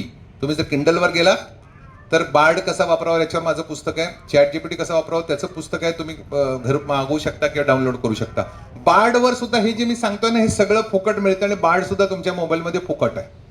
अहो, इतक्या कंपन्या आता AIच्या आलेल्या आहेत. फायनान्शियल ऍडवायझर म्हणजे बचत कशी करावी, कुठे पैसे गुंतवावेत, काय करावं याची सगळी माहिती देतो. HR consulting, human resource consulting आज मोठा विषय कंपन्यांमध्ये. मी थोडंसं फास्ट जातोय. सिव्हिल इंजिनिअरिंग प्रोजेक्ट्स, त्याची कॉस्ट एस्टिमेट. इथे कोणी सिव्हिल इंजिनियर बसलाय का रिटायर्ड प्रेक्षकामध्ये? टेंडर भरणं हा एक प्रकार असतो. तर त्या टेंडर भरताना जवळजवळ 2-3 हजार आयटमची माहिती घेऊन टेंडर भरलं जातं. एक जरी आयटम चुकला तर दुसऱ्या कंपनीला टेंडर मिळतं. तर ते संपूर्ण टेंडर बनवायचं काम साधारण 1.5 ते 2 मिनिटात हा बनवून देतो. म्हणजे साधारण उदाहरण असं समजा की इथे एक 5 मजली बिल्डिंग आहे, त्या 5 मजली बिल्डिंगच्या वरती वॉटरप्रूफिंग करायचं आहे. तर वॉटरप्रूफिंगला किती खर्च येईल, तर हे काढण्यासाठी आपल्याला सगळा खर्च काढावा लागतो की वॉटरप्रूफिंगचं केमिकल, त्या माणसांचा पगार, आणखी काय लागणार आहे हे सगळं काढावं लागतं. तर आपण चॅट जीपीटीला विचारलं की डोंबिवलीमध्ये अमुक्या रस्त्यावर असलेली एक बिल्डिंग जिचं वरचं स्क्वेअर फूट आहे 40 फूट व 80 फुटाची गच्ची आहे आणि त्याच्यावर वॉटरप्रूफिंग करायचं आहे, तर तो तुम्हाला एक्झॅक्ट खर्च देतो. वसई ते सांगितलं तर वेगळा खर्च देतो, सांगली ते सांगितलं तर वेगळं देतो, आणि हिमाचल प्रदेशमध्ये सांगितलं तर वेगळा खर्च देतो. तीच बिल्डिंग न्यूयॉर्कमध्ये सांगितलं तर वेगळा खर्च देतो. कन्स्ट्रक्शन कॉस्टमध्ये तो चिरीमिरीचे पैसेही धरतो. मी फार मोठ्या एका भारतातल्या एका फार मोठ्या बिल्डर्सच्या इंजिनियरसाठी एक कार्यक्रम केला आणि त्यांनी मला एक सांगितलं की असा असा आमचा प्रश्न, अशी अशी एक बिल्डिंग बांधायची, त्याचं एवढं आमचं बजेट आहे, हे आहे ते आहे, तर त्याचा एक्झॅक्ट खर्च किती येईल आम्ही विचारलं चॅट जीपीटीला. तर तो चॅट जीपीटीचा खर्च काहीतरी असा आला 40 कोटी 70 लाख आणि वगैरे वगैरे. किती मिनिटात? 1 मिनिटात. मग म्हटलं तुम्ही काय? ते म्हणाले आम्हाला 1.5 महिना लागला आणि तुमच्या आणि आमच्या खर्चामध्ये फक्त 9,000चा फरक आलाय म्हणाले. तेव्हा कृत्रिम हे जे काही तुम्ही ऐकताय त्याच्यातून तुमच्या लक्षात आलं असेल की कृत्रिम बुद्धिमत्ता ही कधीच मारक ठरू शकत नाही, ती तारकच आहे. तिचा उपयोग तुम्ही कसा करता. उदाहरणार्थ डोंबिवलीमधली एक महिला भाषांतराचं काम करून देत असेल तर जे भाषांतर करण्यासाठी तिला 3 महिने लागत होते ते काम ती फक्त 30 मिनिटात करू शकते. तिचं उत्पन्न किती पटीत वाढेल. काय सगळ्यांनाच काय चॅट जीपीटी, सगळ्यांनाच काय बाड वापरता येत नाही. मग याच्यामुळे खरंच नोकऱ्या जाणार आहेत का. तर नक्की जातील. कोणाच्या जातील. जो हे तंत्रज्ञान शिकणार नाही ना त्यांच्या नोकऱ्या जातील. एक उदाहरण सांगतो. कपिल सिब्बल नाव ऐकलंय तुम्ही सगळ्यांनी. भारतातले मोठे वकील आहेत. कपिल सिब्बल जज पुढे उभे राहतात आणि आपल्या विद्वत्तापूर्ण अशा हातात 10 कागद घेतात आणि सांगतात, मिलॉर्ड, ही अशीच केस 1967 साली महाराष्ट्रात झाली होती तेव्हा हा निकाल होता. हीच केस 1984 साली अलाहाबादला झाली होती तेव्हा तिथल्या कोर्टाने हा निकाल दिला होता. चेन्नईला 2004 साली अशाच प्रकारचा खटला होता तेव्हा हा निकाल दिला होता. तुम्ही म्हणाल काय कपिल सिब्बल हुशार आहे. नसता. त्यांच्याकडे 20 ते 22 ज्युनियर वकिलांची फौज असते जी 5-6 दिवस सगळा अभ्यास करते, कागद तयार करून कपिल सिब्बल यांच्या हातात देतात आणि कपिल सिब्बल मध्ये जज पुढे असं ऍक्टिंग करून मग आदळतात.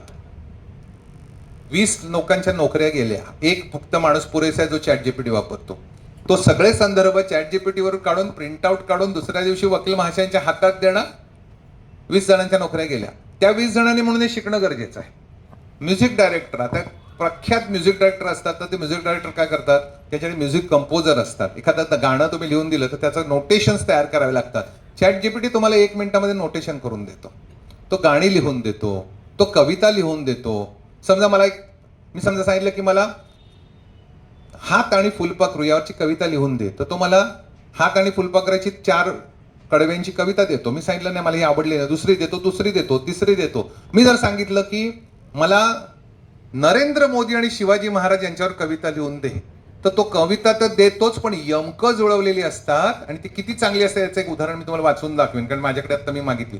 मी असं म्हटलं की सचिन तेंडुलकर आणि माधुरी दीक्षित कॅरेक्टर असलेली मला कविता लिहून दे, लगेच देतो.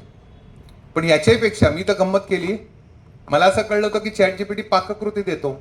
मग मी काय विचारलं माहितीये का, पुरणपोळीची पाककृती कव्वालीमध्ये लिहून दे मला. चढता सूरज धीरे धीरे ढलता है ढल जाएगा या चालीवर मला म्हणता आली पाहिजे. कसली पुरणपोळी बनवायची पाककृती रेसिपी त्याने दिली मला. अगदी चालीवर म्हणता येईल पुरणपोळी कशी बनवायची आणि कशी तर उर्दू एखादा कव्वाल म्हणेल अशा पद्धतीने.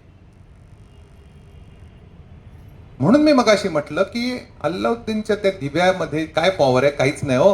हे सगळं काही तो तुम्हाला देतो. एक रात्र पुरी पडणार नाही मी तुम्हाला सांगायला लागलो तर मी फक्त म्हटलं तुम्हाला सिव्हिल इंजिनिअरिंगची एस्टिमेट देतो. एन्व्हायरमेंटल कन्सल्टिंग म्हणजे पर्यावरण प्रदूषण या सगळ्या विषयाचे जे कन्सल्टंट आहेत ते आज खोऱ्याने पैसा ओढतायत. त्या सगळ्यांना जी कामं करतात ना ती कामं एकटा चॅट जीपीटी कमी वेळामध्ये करून देतो. कोडिंग आणि आयटी स्किल, आज जर लहान मुलांना कोडिंगला पाठवतात किंवा आयटी मधले बऱ्याच प्रश्न असतात, कुठं प्रश्न असतात, बार्ड आणि चॅट जीपीटी तुम्हाला करून देतं, प्रोग्रामिंग करून देतं. हे तर काहीच नाही, पण एक्सेलवरचे सगळे फॉर्म्युले सगळे त्याला ताबडतोब देतो. एज्युकेटर्स म्हणजे ज्यांचे खाजगी क्लासेस आहेत, मग तुमचा क्लास मेहंदीचा असो, लोणचे बनवण्याचा असो का 10वी-12वीच्या मुलांना शिकवण्याचा असो, त्या क्लासला जे स्टडी मटेरियल द्यावं लागतं ते स्टडी मटेरियल कोणीतरी बनवावं लागतं की नाही. तुम्ही जर त्याला सांगितलं चॅट जीपीटीला किंवा माझा ह्या विषयाचा क्लास आहे, ह्या वयोगटाची मुलं आहेत, ह्या भाषेत शिकणारी मुलं आहेत, मला स्टडी मटेरियल बनवून देतो, तो तुम्हाला स्टडी मटेरियल बनवून देतो. ते सगळं उचलायचं, वर्ड फाईलमध्ये न्यायचं, कॉपी करायचं आणि पेस्ट करून प्रिंट करायची. पर्सनल ट्युटर म्हणून तो काम करतो. पर्सनल ट्युटर म्हणजे तुम्हाला घरी ट्युटर वेगळा बोलवायची गरजच नाही. तुम्ही सांगितलं 7वीच्या मुलाला हे 4 विषय कठीण आहेत, त्याची रोज शिकवणी घेशील का, त्याला रोज थोडे थोडे प्रश्न विचारतो, तुमची सगळी येतो. हे तर जाऊन द्या, पण जगातल्या कोणत्याही पाठ्यपुस्तक, माझं विधान नीट ऐका. मी मगाशीच म्हटलं मी देवळातला कीर्तनकार नाहीये, मी पुरावेच दाखवतोय. जगातल्या कोणत्याही भाषेतल्या कोणत्याही तुकडीच्या कोणत्याही पाठ्यपुस्तकातल्या कोणत्याही धड्याच्या खाली जे प्रश्न असतात ना ते तुम्ही जर त्याला सांगितलेत ना तर तो मला 20व्या सेकंदाला सगळी उत्तरं देतो. त्यामुळे शिक्षक हादरून गेले अमेरिकेतले. ते म्हणाले मुलं अभ्यासच करणार नाही, ते रेडीमेड चॅट जीपीटीकडनं उत्तरं घेतील आणि वर्गात लिहून आणून दाखवतील, मॅडम हा बघा गृहपाठ झाला. ही भीती आहे. पालकांनी आपला मुलगा काय करतोय मोबाईलवर लॅपटॉपवर हे बघायला पाहिजे. परंतु शोध करण्यासाठी जो वेळ जात होता, माझ्या लहानपणी मी जेव्हा शाळेत शिकत होतो तेव्हा मला एखाद्या प्रश्नाचं उत्तर मिळत नाही, मला 10 पुस्तकात सापडत नसायचं. काही वेळेला ते आमच्या शिक्षकांनाही माहिती नसायचं. अशा वेळेला जो मनस्ताप व्हायचा त्याऐवजी आज चॅट जीपीटी सगळं देतोय तुम्हाला, प्रचंड वेगाने देतोय. मला त्यासाठी 50 वेबसाईट, कारण या सगळ्या जगातल्या करोडो वेबसाईट ह्या त्यांनी त्याच्या ज्ञानात अगोदरच त्याच्या अल्गोरिदम मध्ये जमा करून ठेवलेले आहेत. ते गुगलकडे आहेत, चॅट जीपीटीकडे आहेत. मायक्रोसॉफ्टचा आता नवीन को पायलट आलाय आणि असे येतच राहणार आहेत. आणि या सगळ्याचा फायदा सामान्य जनतेचा होणार आहे. कारण ह्यांच्या स्पर्धांमध्ये आपण समृद्ध होत जाणार आहोत. तो हे देतो का, मग आम्ही हे देऊ. तो हे देतो का, मग आम्ही हे देऊ. तुमच्यापैकी पॉवर पॉईंट प्रेझेंटेशन किती जणांना माहिती आहे? पीपीटी म्हणजे कार्यक्रमात हे जे आता मी दाखवतो ना, ह्याला पीपीटी म्हणतात. समजा आत्ता सरखोत मॅडमना रात्री 9 वाजता डोंबिवलीमध्ये एका संस्थेने सांगितलं की अहो आमच्या वक्ते आले ना, तुम्ही या आणि वुमन एम्पॉवरमेंट म्हणजे महिला सबलीकरण या विषयावरती तुम्हाला एक तास बोलायचं आहे आणि असं प्रेझेंटेशनही दाखवायचं आहे. हातात आहे 1.5 तास फक्त. कळलं का? अशी एक वेबसाईट आहे की तुम्ही तिथे जायचं आणि फक्त टाकायचं की वुमन एम्पॉवरमेंट, मला 14 स्लाइड्स पाहिजे. 14 स्लाइड्स रेडीमेड बनवून देतो, चित्रांसहित, माहिती सहित, टायटल सहित. घ्या, कॉपी करा, पेनड्राईव्हवर आणि नेऊन तिथे कार्यक्रम करा. तुम्ही म्हणाल ना त्या पीपीटीवर बोलू काय, तेही तो देतो. काय बोलायचं तेही तो देतो. पूर्वी वक्तृत्व स्पर्धेला असे काही कठीण विषय असायचे आणि आमच्या शाळेतले शिक्षक आम्हाला कुठे कुठे गिरगावला, दादरला, इकडे तिकडे घेऊन जायच्या. अक्षरशः मी आईचं डोकं खायचो, आई ह्याच्यात मी काय बोलू, गरज नाही उरलेली कोणत्याही जगातल्या विषयावर. आणि तुम्ही इंटेलिजंट लेवल सांगा की 5वीतल्या मुलांपुढे बोलायचं आहे, ग्रॅज्युएट मुलांपुढे बोलायचं आहे, सिनियर सिटीजन समोर बोलायचं आहे, जे काय तुम्हाला बोलायचं आहे त्या लेवलनी तो देतो. Useful for कॉपीरायटर्स. कॉपीरायटर्स जे असतात म्हणजे सिनेमाचं, नाटकाचं, तुम्ही त्याला सांगितलं ना की ही कथा आहे, याची मला पटकथा बनवून दे, तो लगेच देतो. तुम्ही सांगितलं की दिलवाले दुल्हनिया ले जाएंगे नावाचा चित्रपट आहे, तो मला खुनशी पद्धतीने करून दे, विलनिश किंवा हॉरर करून दे, तो करून देतो. तो तुम्हाला ऐकवतो पण, म्हणजे हिंदी स्क्रिप्ट तो तुम्हाला ऐकवायचं पण काम करतो. तुम्ही सांगितलं की सोंगाडा नावाचा एक प्रचंड विनोदी चित्रपट दादा कोंडकेचा आला होता, मला तो अतिशय गंभीर करून पाहिजे, तो तुम्हाला तो गंभीर करून देतो. बरं, हे सगळ्यासाठी वेळ किती लागतोय? 20 ते 22 सेकंद. तेव्हा हे मानवाच्या आवाक्यातलंच नाही हो. तुमच्यापैकी एखाद्याला जर असं मी काय काम सांगितलं ना, ते तुम्ही करायला 2 ते 3 महिने घ्याल, तेही तितकं परिपूर्ण असेल की नसेल मला माहित नाही, ते तुम्हाला तो देतोय ना. तुम्हाला योगासनाची माहिती नाहीये, तुम्हाला मधुमेहाची माहिती नाही आणि तुम्हाला एक पुस्तक लिहून हवंय, योगा फॉर डायबेटिक्स, साधारण 1.5 मिनिटात तो पुस्तक देतो. तुम्हाला नाही हे कमी झालंय 100 पानाचं, मला 200 पानाचं करून देतो, आणखीन 100 पानं लिहितो. तुम्हाला तो विचारतो हे इंट्रोडक्शन आहे, हे चॅप्टर्स आहेत. पण तुम्हाला समजा प्रस्तावना हवी आहे, समजा कोणी ठाण्यात मोठे योगाचारी आहेत, त्यांची प्रस्तावना हवी आहे, त्यांना वेळ नाही, तुम्ही फोन केलात, प्रस्तावना लिहिलं, ते म्हणते मला वेळ नाही, तू असं कर, तू प्रस्तावना लिहून माझ्याकडे पाठव, मी बघतो, 1-2 शब्द इकडचे तिकडे करतो. चॅट जीपीटीला सांगायचं की आत्ता जे पुस्तक झालं ना त्याची मला प्रस्तावना पण लिहून देतो, प्रस्तावना लिहून देतो. अहो हे तर काहीच नाही, युट्यूब व्हिडिओचं पूर्ण स्क्रिप्ट लिहून देतो. त्या युट्यूब व्हिडिओचं टायटल सांगतो, शूटिंग कसं करायचं, कॅमेरा कुठे लावायचा, काय बोलायचं, काय दाखवायचं, हे सगळं तो चॅट जीपीटी तुम्हाला विनामूल्य करून देतो. पण लेखकांसाठी, सेवानिवृत्तांसाठी, रिलेशनशिप कन्सल्टंटसाठी ही कृत्रिम बुद्धिमत्ता कमालीची उपयोगी पडणार आहे. टेक्स्ट जनरेट करतो म्हणून तर त्याला जनरेटर म्हणतात ना. चॅट जीपीटी प्रीटेक्स्ट आहे, तो ट्रान्सफॉर्मर आहे, तो इकडचं तिकडे तिकडचं इतकं बेमालूम माणसाने करावं असं करतो की एखादा संवेदनशील कन्सल्टंट तुमच्याशी ज्या भाषेत बोलेल त्या भाषेत तो ते बोलतो. रिमाइंडर पाठवतो, तो ईमेलची उत्तरं पाठवतो, भाषा त्याला सगळ्या समजतात. ड्राफ्ट तो बनवतो, म्हणजे घरमालकाला जर ड्राफ्ट लिहायचा असेल किंवा आपल्या घरात एखादा माणूस राहतोय आणि तो जागा सोडून जात नाही, तर खंडणीवाला गुंडाची भाषा चालणार नाही, तर ती पोएटिक भाषा पाहिजे, चांगल्या भाषेत त्याला कन्व्हिन्स करायला पाहिजे, ते तो देतो. तुमच्याकडे एखादा ड्राफ्ट असेल तर तो तुम्हाला रिफ्रेश करून देतो. कायद्याच्या भाषेतल्या अनेक नोटीस बनवण्यासाठी आता वकिलाकडे जायची गरज नाही उरलेली, तो तुम्हाला त्या नोटीस म्हणजे जुजबी जे काही नोटीस आहेत त्या बनवून देतो. मेडिकल ऍडवाइस देतो, पण मी तुम्हाला सांगणार नाही मेडिकल ऍडवाइस घ्या, परंतु बाकी सगळ्या प्रकारचे सल्ले तो तुम्हाला देतो. अहो इतकंच काय, प्रेयसीच्या वडिलांना पत्र पण लिहून देतो. समजा एखादा तरुण मुलगा मराठी आणि त्याची होणारी बायको म्हणजे मैत्रिणी पंजाबी आहे आणि तिचा बाप खडूस आहे, मिलिटरीतला आहे, तर त्याला कन्व्हिन्स करण्याचं पत्र लिहून देतो, तो पत्र पण लिहून देतो. नुसतं प्रेयसीच्या बापालाच नाही तर तो लव्ह लेटर सुद्धा लिहितो. तेव्हा ही जी कृत्रिम बुद्धिमत्ता आहे ही आता आपल्या आयुष्याचा एक घटक बनणार आहे. जसं ओव्हन, मिक्सर, फ्रीज, पंखा, इंटरनेट, कॉम्प्युटर हे आपल्या घरातले आता दैनंदिन घटक झालेले आहेत, तसं काही दिवसांमध्ये ही कृत्रिम बुद्धिमत्ता तुमच्या आयुष्यामध्ये एक अपरिहार्य भाग बनणार आहे. मग असं जर अपरिहार्य भाग बनणार आहे तर आपण शिकून घेऊया नको का? अहो तुम्ही अजून अजून अनेक वर्ष अनेक महिने तुम्ही या पृथ्वीवर राहणार आहात, तर या चॅट जीपीटीचा उपयोग करा ना, या गुगल बार्डचा उपयोग करा. आणि पुन्हा पुन्हा मी सांगतोय, तुमच्या मोबाईलमध्ये हे फुकट आहे. हे कसं बघायचं, काय बघायचं, हेही मी तुम्हाला सांगणार आहे.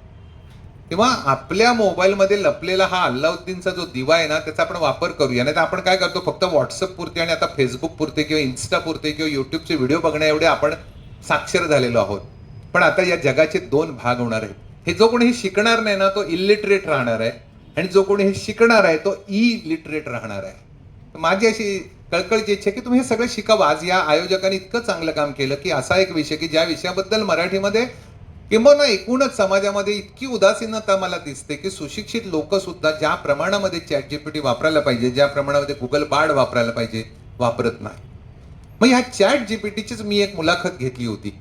तेवढी एक मुलाखत दाखवतो आणि त्यानंतर मी तुम्हाला चॅट जीपीटीचे काही प्रत्यक्ष आपण प्रयोग करून बघूया कशा प्रकारे ते होतं, आणि मग तुमच्या मोबाईलमध्ये तुम्ही काय बघायचं हेही सांगेन, आणि त्यानंतर मी माझा कार्यक्रम थांबवेन. तर आपण आता असं करूया, या चॅट जीपीटीची मी जी काही मुलाखत घेतली होती ती तुमच्या समोर सादर करतो.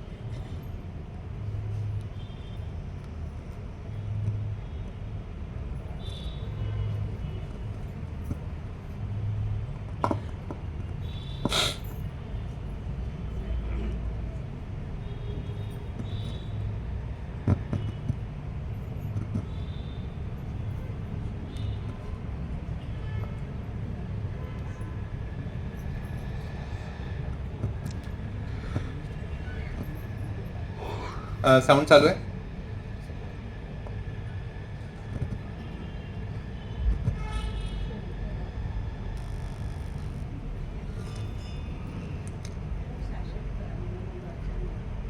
नमस्कार.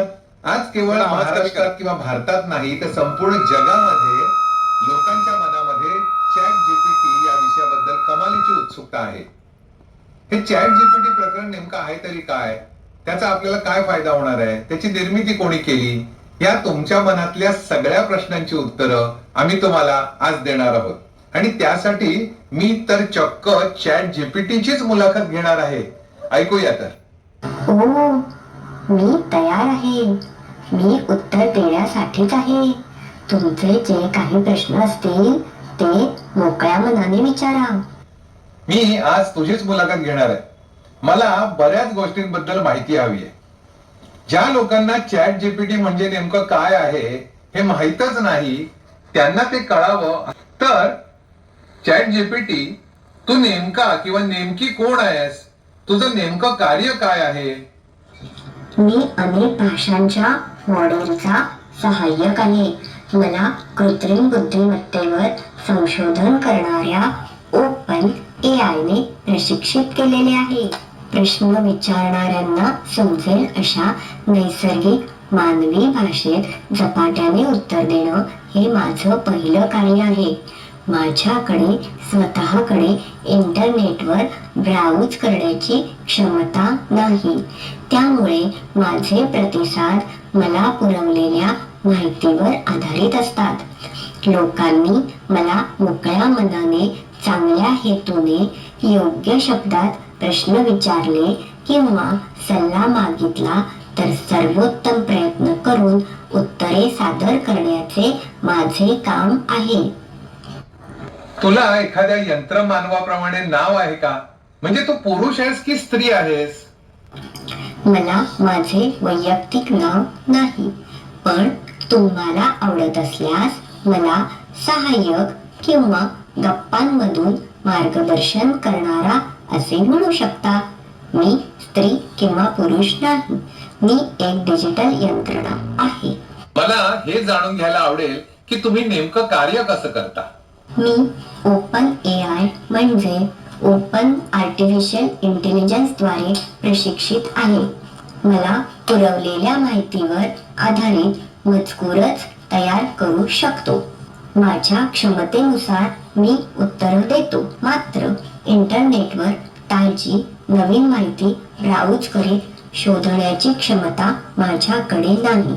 मी विविध कामांमध्ये मदत करण्यासाठी येथे आहे, जसे की स्पष्टीकरण देणे, सूचना करणे, पत्रलेखन करणे, पर्याय सुचवणे, प्रश्नांची समर्पक उत्तरं देणे. तुम्ही मला कोणताही प्रश्न विचारू शकता, अगदी तो तुमच्या आवडीचा नसला तरी किंवा तुम्हाला ठाऊक नसलेल्या क्षेत्राबाबत असला तरी मी नक्कीच उपयुक्त प्रतिसाद देण्याचा प्रयत्न करणार. चॅट जीपीटी, मला हे सांग की इतक्या विविध भाषांचा उपयोग कसा करता येतो? मशीन लर्निंगचे तंत्र वापरण्यात मी प्रशिक्षित आहे. यालाच अनसुपरवाइज्ड लर्निंग असे म्हणतात. फार मोठा विदा म्हणजे डेटा मला पुरवला गेला आहे. तुम्ही प्रश्नासाठी जी भाषा वापरलीत त्या भाषेचे नमुने वाचून तुम्हाला अपेक्षित असलेल्या भाषेत मजकुराची रचना करून मी प्रतिसाद देतो. तुम्हाला जी शैली अपेक्षित आहे त्या शैलीत मी उत्तरे सादर करू शकतो. तुला मानवी भावना आहेत का? नवं काही तू स्वतः शिकू शकतोस का? नाही, माझ्याकडे नवीन माहिती स्वतःहून गोळा करण्याची क्षमता नाही. जेव्हा सुधारित माहिती मला दिली जाते तेव्हाच मी तिचा वापर करू शकतो. मानवी भावना नसल्याने विशिष्ट धर्माची, पंथाची, धोरणाची बाजू न घेता मी प्रतिसाद देत असतो. बर, माझा पुढचा प्रश्न असा आहे की कठीण किंवा अशक्य वाटणारे लोकांचे प्रश्न तू कसा हाताळतोस? माझ्याकडे कठीण किंवा अशक्य विनंत्या समर्थपणे हाताळण्याची क्षमता नाही. मला विविध विषयांबाबत सहाय्य करण्यासाठी प्रशिक्षित केलेले आहे. त्या बाहेरची कामे पार पाडण्यास मी सक्षम नाही. मुळात जी माहिती मला प्रशिक्षणाच्या डेटामधून कधी पुरवलीच गेली नाही त्याबाबतची उत्तरे मी देऊ शकत नाही. बर, मग अशा वेळी आम्ही काय करावं? मी असे सुचवेन की त्या क्षेत्रातील एखाद्या ज्ञानी व अनुभवी जिवंत व्यक्तीकडून मदत घेणे योग्य ठरेल. तुला लोक चॅट जीपीटी बॉट या नावाने ओळखतात किंवा चॅट बॉट नावाने ओळखतात. मला तुझ्या निर्मात्यांबद्दल काही सांगू शकशील का? ओपन एआय ही सन 2015 मध्ये स्थापन झालेली संशोधन संस्था आहे. ती अमेरिकेत कॅलिफोर्निया, सॅन फ्रान्सिस्को येथे स्थित आहे. कृत्रिम बुद्धिमत्ता विकसित करणे व तिचा मानवी कल्याणासाठी वापर व प्रसार करणे हे या कंपनीचे एक ध्येय आहे. त्यासाठी या कंपनीकडे अजस्त्र आकाराचे सुपर कॉम्प्युटर्स आहेत. दरमहा होणारा खर्च अब्जावधी रुपयांचा आहे. त्यामुळे उच्च प्रोफाईल गुंतवणूकदारांनी व काही मोठ्या भांडवलदारांनी वित्तपुरवठा केलेला आहे. सॅम अल्टमन, एलॉन मस्क व बिल गेट्स यांचा माझी निर्मिती करणाऱ्या संस्थेमध्ये मोठा सहभाग आहे. काय रे चॅटबॉट, तुझे उत्तर प्रश्नकर्त्यांना चुकीचं वाटलं तर? मी प्रदान करीत असलेली माहिती स्वतंत्रपणे व्हेरीफाय करण्याची क्षमता माझ्याकडे नाही. त्या उत्तरातील माहितीची अचूकता मला पडताळता येत नाही. जर माझा प्रतिसाद चुकीचा असेल किंवा त्यात काही त्रुटी असल्या तर त्या हेतुपुरस्सर नसतात व अशा कोणत्याही त्रुटींबद्दल मी दिलगीर आहे. मग आम्हाला कसं कळणार की तुझी उत्तरं बरोबर आहेत का चूक आहेत? मी सर्व माहिती तुम्हाला एक मशीन लर्निंग मॉडेल म्हणून देत असतो. मला प्रदान केल्या गेलेल्या डेटावर माझी उत्तरे आधारित असतात. म्हणूनच मी दिलेली उत्तरे पाहणे व तुमचा स्वतःचा निर्णय तुम्ही वापरणे महत्त्वाचे आहे. मी दिलेल्या माहितीमध्ये माझे कौशल्य व वेगवान झपाटा असला तरी त्या माहितीचे मूल्यांकन करणे व आवश्यकता भासल्यास माहितीचा अतिरिक्त स्रोत शोधणे हे तुमचे काम आहे. बर, लोकांच्या मनामध्ये एआय बद्दल म्हणजे कृत्रिम बुद्धिमत्तेबद्दल काही भीतीयुक्त शंका आहे. मानव जातीच्या भविष्यात काय लिहून ठेवलंय बरं? मानवाने योग्य तो वापर केला तर हे चांगले तंत्रज्ञान आहे. पूर्वी कॉम्प्युटर प्रथम आला तेव्हा सुद्धा अशीच बेकारीची भीती व्यक्त केली गेली होती, पण प्रत्यक्षात अनेक नव्या प्रकारच्या व्यापक नोकऱ्या व व्यवसायाच्या संधी निर्माण झाल्या. आताही तेच होईल. योग्य वापर झाला नाही किंवा लोकांनी नवे प्रशिक्षण घेतले नाही तर काही जणांच्या नोकऱ्या जातीलही व आर्थिक असमानता निर्माण होईल, कारण कृत्रिम बुद्धिमत्ता मानवी नोकऱ्यांची जागा घेऊ शकते. मात्र हे देखील शक्य आहे की कृत्रिम बुद्धिमत्तेच्या विकासामुळे नवीन रोजगार निर्माण होतील व पूर्वी न मिळालेल्या संधी अस्तित्वात येतील. मात्र भविष्यात जॉब मार्केटवर माझा नेमका परिणाम कसा होईल याचा अंदाज करणे सध्या तरी कठीण आहे. तुमच्या उत्तरांवर तुमच्या निर्मात्यांच्या पूर्वग्रहांचा किंवा विचारसरणीचा प्रभाव असू शकतो का? एक मशीन लर्निंग मॉडेल म्हणून माझे प्रतिसाद पक्षपाती नसतात. माझी स्वतःची वैयक्तिक मते किंवा बिलीफ नाहीत. मानवासारखा मजकूर तयार करण्याचे प्रशिक्षण मला दिलेले आहे. लोकांनी जगातील विविध विषयांकडे वेगवेगळ्या दृष्टिकोनातून पाहावे व सखोल विकास करून घ्यावा यासाठीच माझी निर्मिती आहे. तसे झाले तर अधिक चांगले अभ्यासू जग निर्माण होऊ शकते. आजची मुलाखत तर खूपच छान झाली, उद्बोधक ठरली, लोकांना भरपूर माहिती सुद्धा मिळाली, त्याबद्दल धन्यवाद. अरेच्छा, पण तुम्ही चॅटबॉट आहात नाही का, त्यामुळे धन्यवाद ही मानवी भावना मानवी संवेदनेतून समजणं जरा अशक्यच आहे नाही का. तर मित्रांनो, आपण पाहत होतो चॅटबॉटची मुलाखत. चॅटबॉटनी या मुलाखतीमध्ये आपल्याला अनेक प्राथमिक गोष्टी सांगितल्या. या क्षेत्राबद्दल, या तंत्राबद्दल तुम्ही बरंच काही जाणून घ्यायला पाहिजे आणि त्यामुळे भविष्यामध्ये तुमचा निश्चितच भरपूर फायदा होणार आहे. याविषयी काही शंका असल्या तर माझ्याशी अवश्य संपर्क साधा.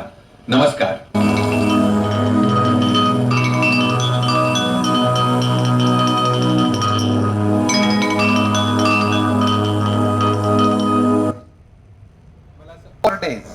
तर 4 दिवसात पॉन्डेचेरीचा संपूर्ण कार्यक्रम तुम्हाला लगेच 10 सेकंदात तयार करून मिळतो. मी सकाळी उठल्यावर काय करावं, दुपारी काय करावं, संध्याकाळी काय करावं, रात्री काय करावं, मग दुसऱ्या दिवशी काय बघावं. तुम्ही गोवा टाकलं तर गोव्याचं तुम्हाला संपूर्ण इटिनरी तयार मिळते.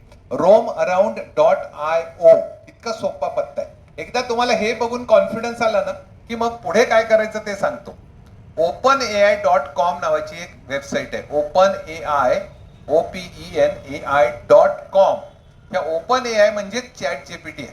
या openai.com तुमच्या मोबाईलमध्ये तुम्हाला फुकट बघायला मिळतं. तिथे गेला की एक मेनू येतो. त्या मेनू मध्ये वरून 4थं किंवा 5वं अक्षर आहे चॅट जीपीटी.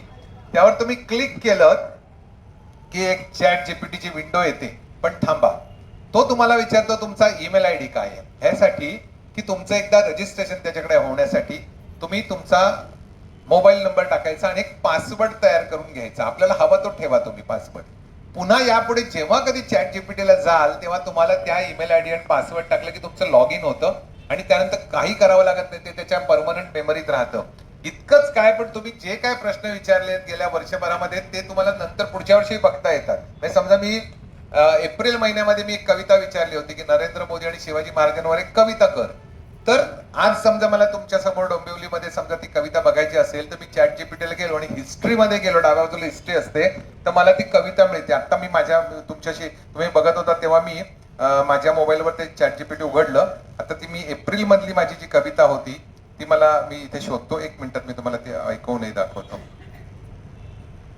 तर तेव्हा मी चॅट जीपीटीला असं म्हटलं होतं की मला एक कविता करून दे, नरेंद्र मोदी आणि शिवाजी महाराज. तर त्याने काय कविता की मी 2-3 फक्त कडवी ऐकवतो तुम्हाला.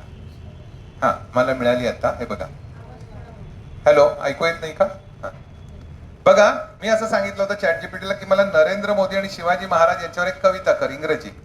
तर त्यांनी कविता पटकन केली अगदी 15 सेकंदात. 2 leaders from different times, both with hearts that beat for the land, one led without sword, and shield in hand, the other with words and plans in mind. Shivaji, the king of Marathas, a warrior, a hero, legend in his own right. Modi, the prime minister of India, a visionary leader, champion of the people's plight. म्हणजे यमक पण जुळवतंय. मी अगदी शेवटच्या कडव्याकडे जातो. Two leaders, two different times, both united in their love for India. Shivaji's sword, म्हणजे शिवाजी तलवार, आणि Modi's pen, together they write a new chapter in history. आणि अजून एक केलंय त्यांनी, Shivaji a symbol of freedom, a hero who will always remembered, Modi a symbol of progress whose legacy will be forever treasured. अशी छान पैकी त्यांनी कविता करून दिली. तुम्ही कोणत्याही विषयावरती कविता घ्या, कोणत्याही विषयात कथा मागा, विनोद मागा, जोक्स मागू शकता तुम्ही. म्हणजे तुम्ही सांगितलं की मला 2 अरबांचे जोक सांग किंवा 2 वकिलांचे जोक सांग.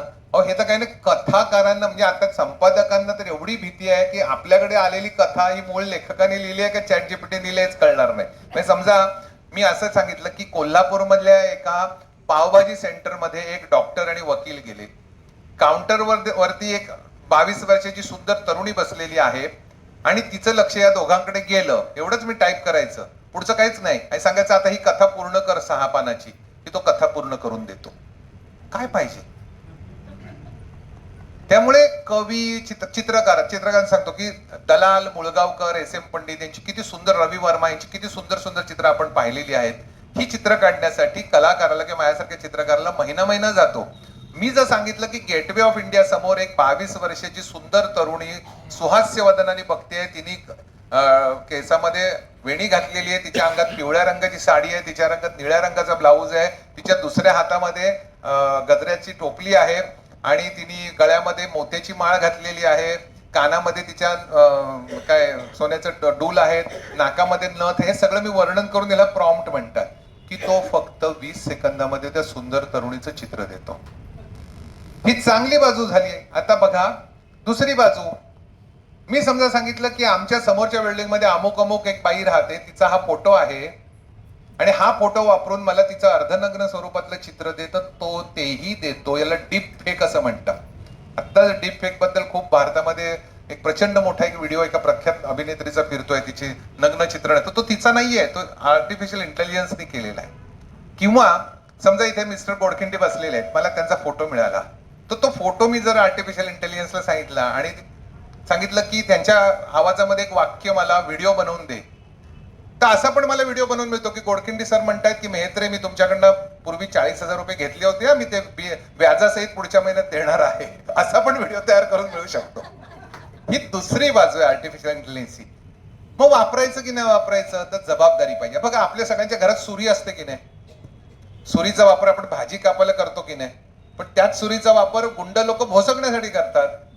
मानवाने ठरवायचं असतं सुरी कापायला भाजी वापरायची का भोसकायला वापरायची. मग आर्टिफिशियल इंटेलिजन्सचा सुद्धा वापर जबाबदारीने आजच्या तरुणांनी करायला हवा, तर तो प्रगतीकडे नेईल. समृद्धी तुमच्या घरामध्ये, लक्ष्मी सरस्वती या आर्टिफिशियल इंटेलिजन्सच्या मार्गाने येणार आहेत. मगाशी मी म्हटलं की मला विषय दिला होता, कृत्रिम बुद्धिमत्ता तारक की मारक. मारक तर नाहीच, तारक तर नाही, तारक पण नाही, तारणार काय, उपकारक. मी तर म्हणेन उपकारक. प्रत्येक बाबतीमधलं टॉपचं नॉलेज हे तुम्हाला या मोबाईलमध्ये फुकट मिळतं.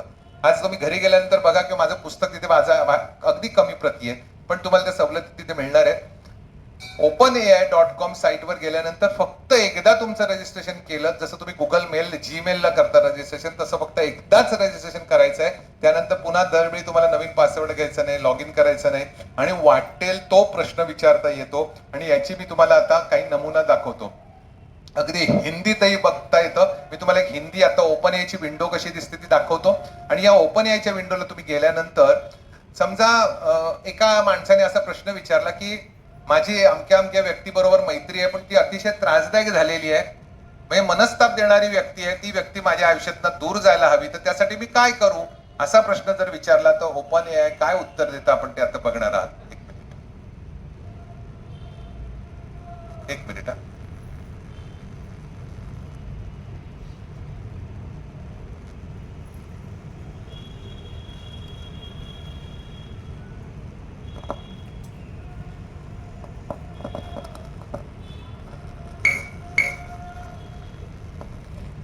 या ठिकाणी बघा, आता ओपन एआयची एक विंडो ओपन होईल.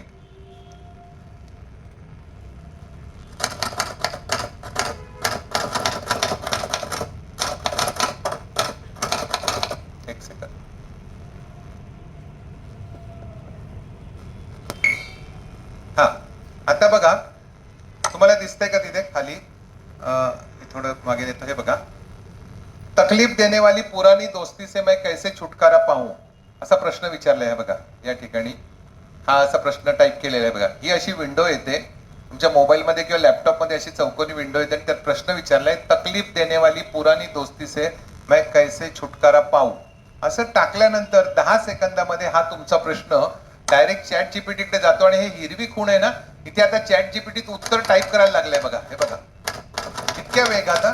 दोस्ती टूट जाना कभी कभी बहुत मुश्किल होता है, लेकिन जब वह आपको तकलीफ देने लगती है तो उससे छुटकारा पाना जरूरी हो जाता है. नीचे दिए गए कुछ सुझावों को अपनाकर आप अपनी पुरानी दोस्ती से छुटकारा पा सकते हैं. पहला मार्ग, सीधे बोले. अपने दोस्त से सीधे बोले कि आप उनसे दूर रहना चाहते हैं क्योंकि उनकी वजह से आपको तकलीफ हो रही है. इससे दोस्त को आपकी स्थिति का पता चल जाएगा. अतिशय वेगाने टाईप करतो, म्हणजे मिनिटाला काही शब्द 1000 अक्षरापेक्षा जास्ती स्पीड आहे बघा. संपर्क तोड़े. अगर आपकी दोस्ती ऑनलाइन है तो आप उनको अनफॉलो कर सकते हैं या उनके मैसेज का जवाब नहीं दे सकते. समय न दे. जब आप एक दोस्त को अपने जीवन से निकालना चाहते हैं तो उनसे मिलने या बातचीत करने का समय न दे. उनसे दूर रहने से आप उन्हें एक संदेश भेज सकते हैं. म्हणजे एखाद्या हिंदी भाषिक कन्सल्टंटकडे जाऊन प्रश्न विचारावा, तो कसं उत्तर देईल, कसं तो तुम्हाला उत्तर देतोय. आता हा एक प्रकार होता. आता दुसरा मी तुम्हाला एक दाखवतो.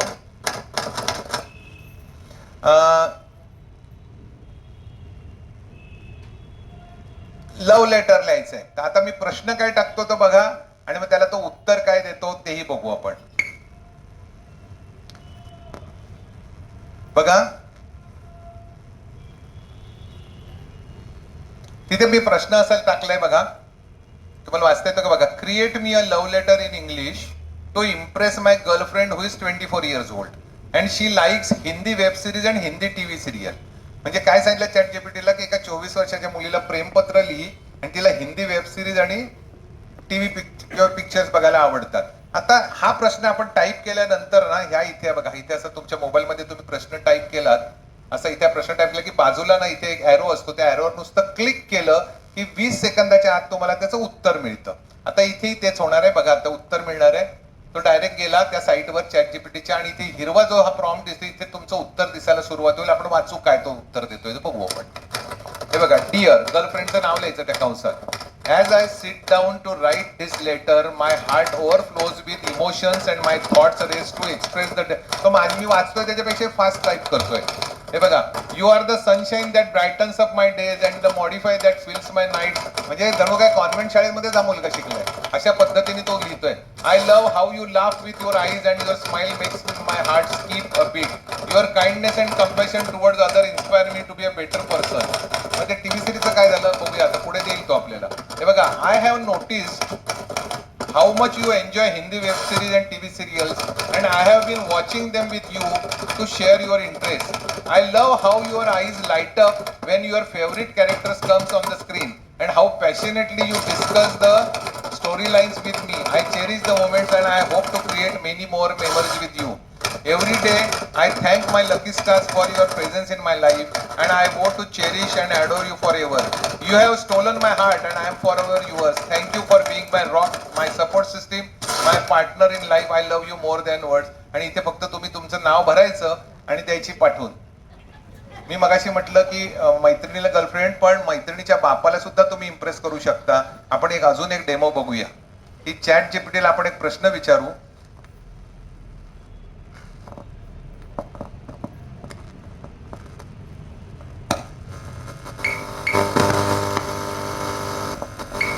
हा बघा, इथे प्रश्न बघा, खाली प्रश्न दिसतोय तुम्हाला. हा बघा, इथे प्रश्न असा टाईप केलाय बघा.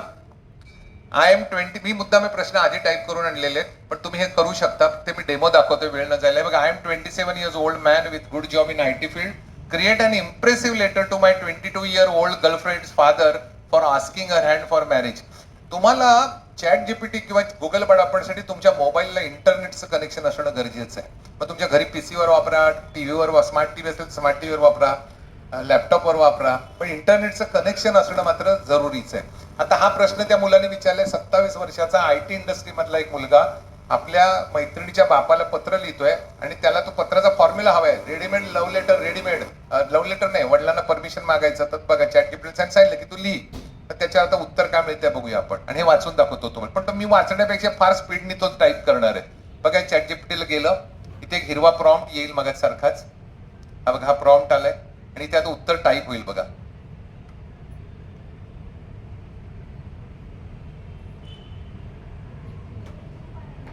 हे बघा, डिअर, फादरचं नाव टाकायचं मैत्रिणीच्या.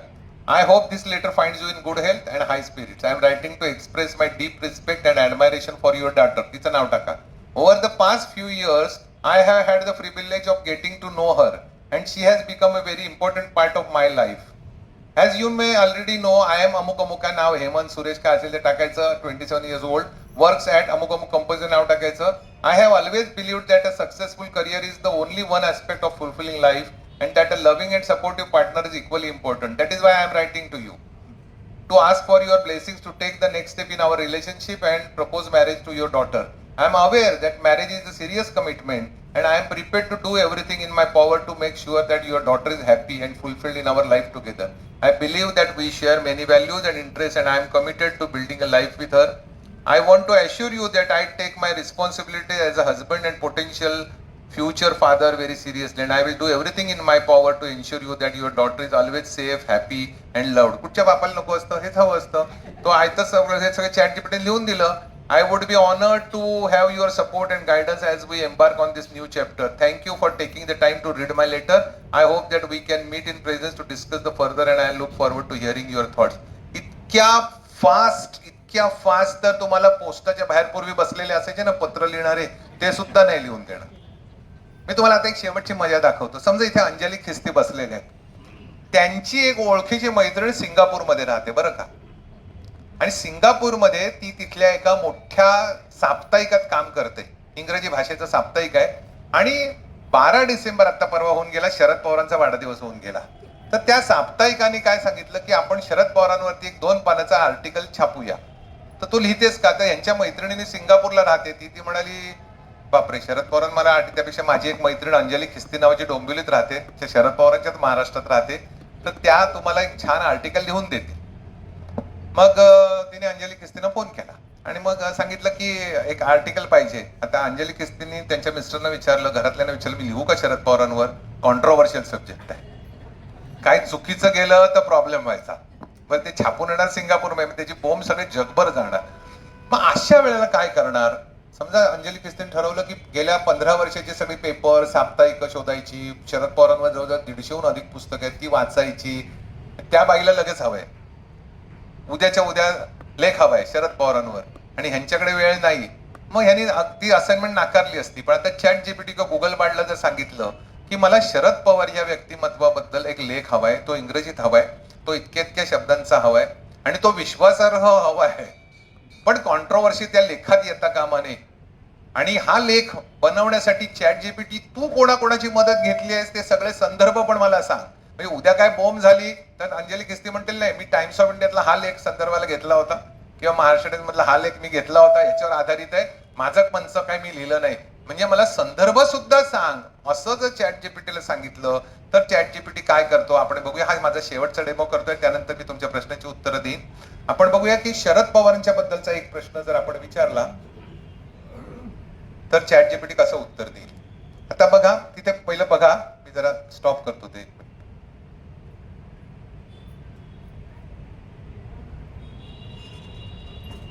इथे बघा प्रश्न आला, act as a political editor in India and think about the impact and Sharad Pawar was the ex chief minister of Maharashtra and please give me reference, असं मी टाकलं. आता बघा कशा पद्धतीने तिथे येईल. हे बघा माझ्या समोरची माणसं काँग्रेसची आहेत, बीजेपीची आहेत, राष्ट्रवादीची, शिवसेनाची, काही देणं घेणं नाही. ChatGPT काय उत्तर देईल ते मी तुम्हाला दाखवतोय. आता बघूया, आपण ChatGPT प्रश्न टाकला तर ChatGPTने त्या आर्टिकलचं आधी टायटल दिलं, कारण मासिकात लिहायचंय ना, Sharad Pawar a politician with an eventful journey. बघा, Sharad Pawar a veteran politician has been one of the most influential leaders in Indian politics.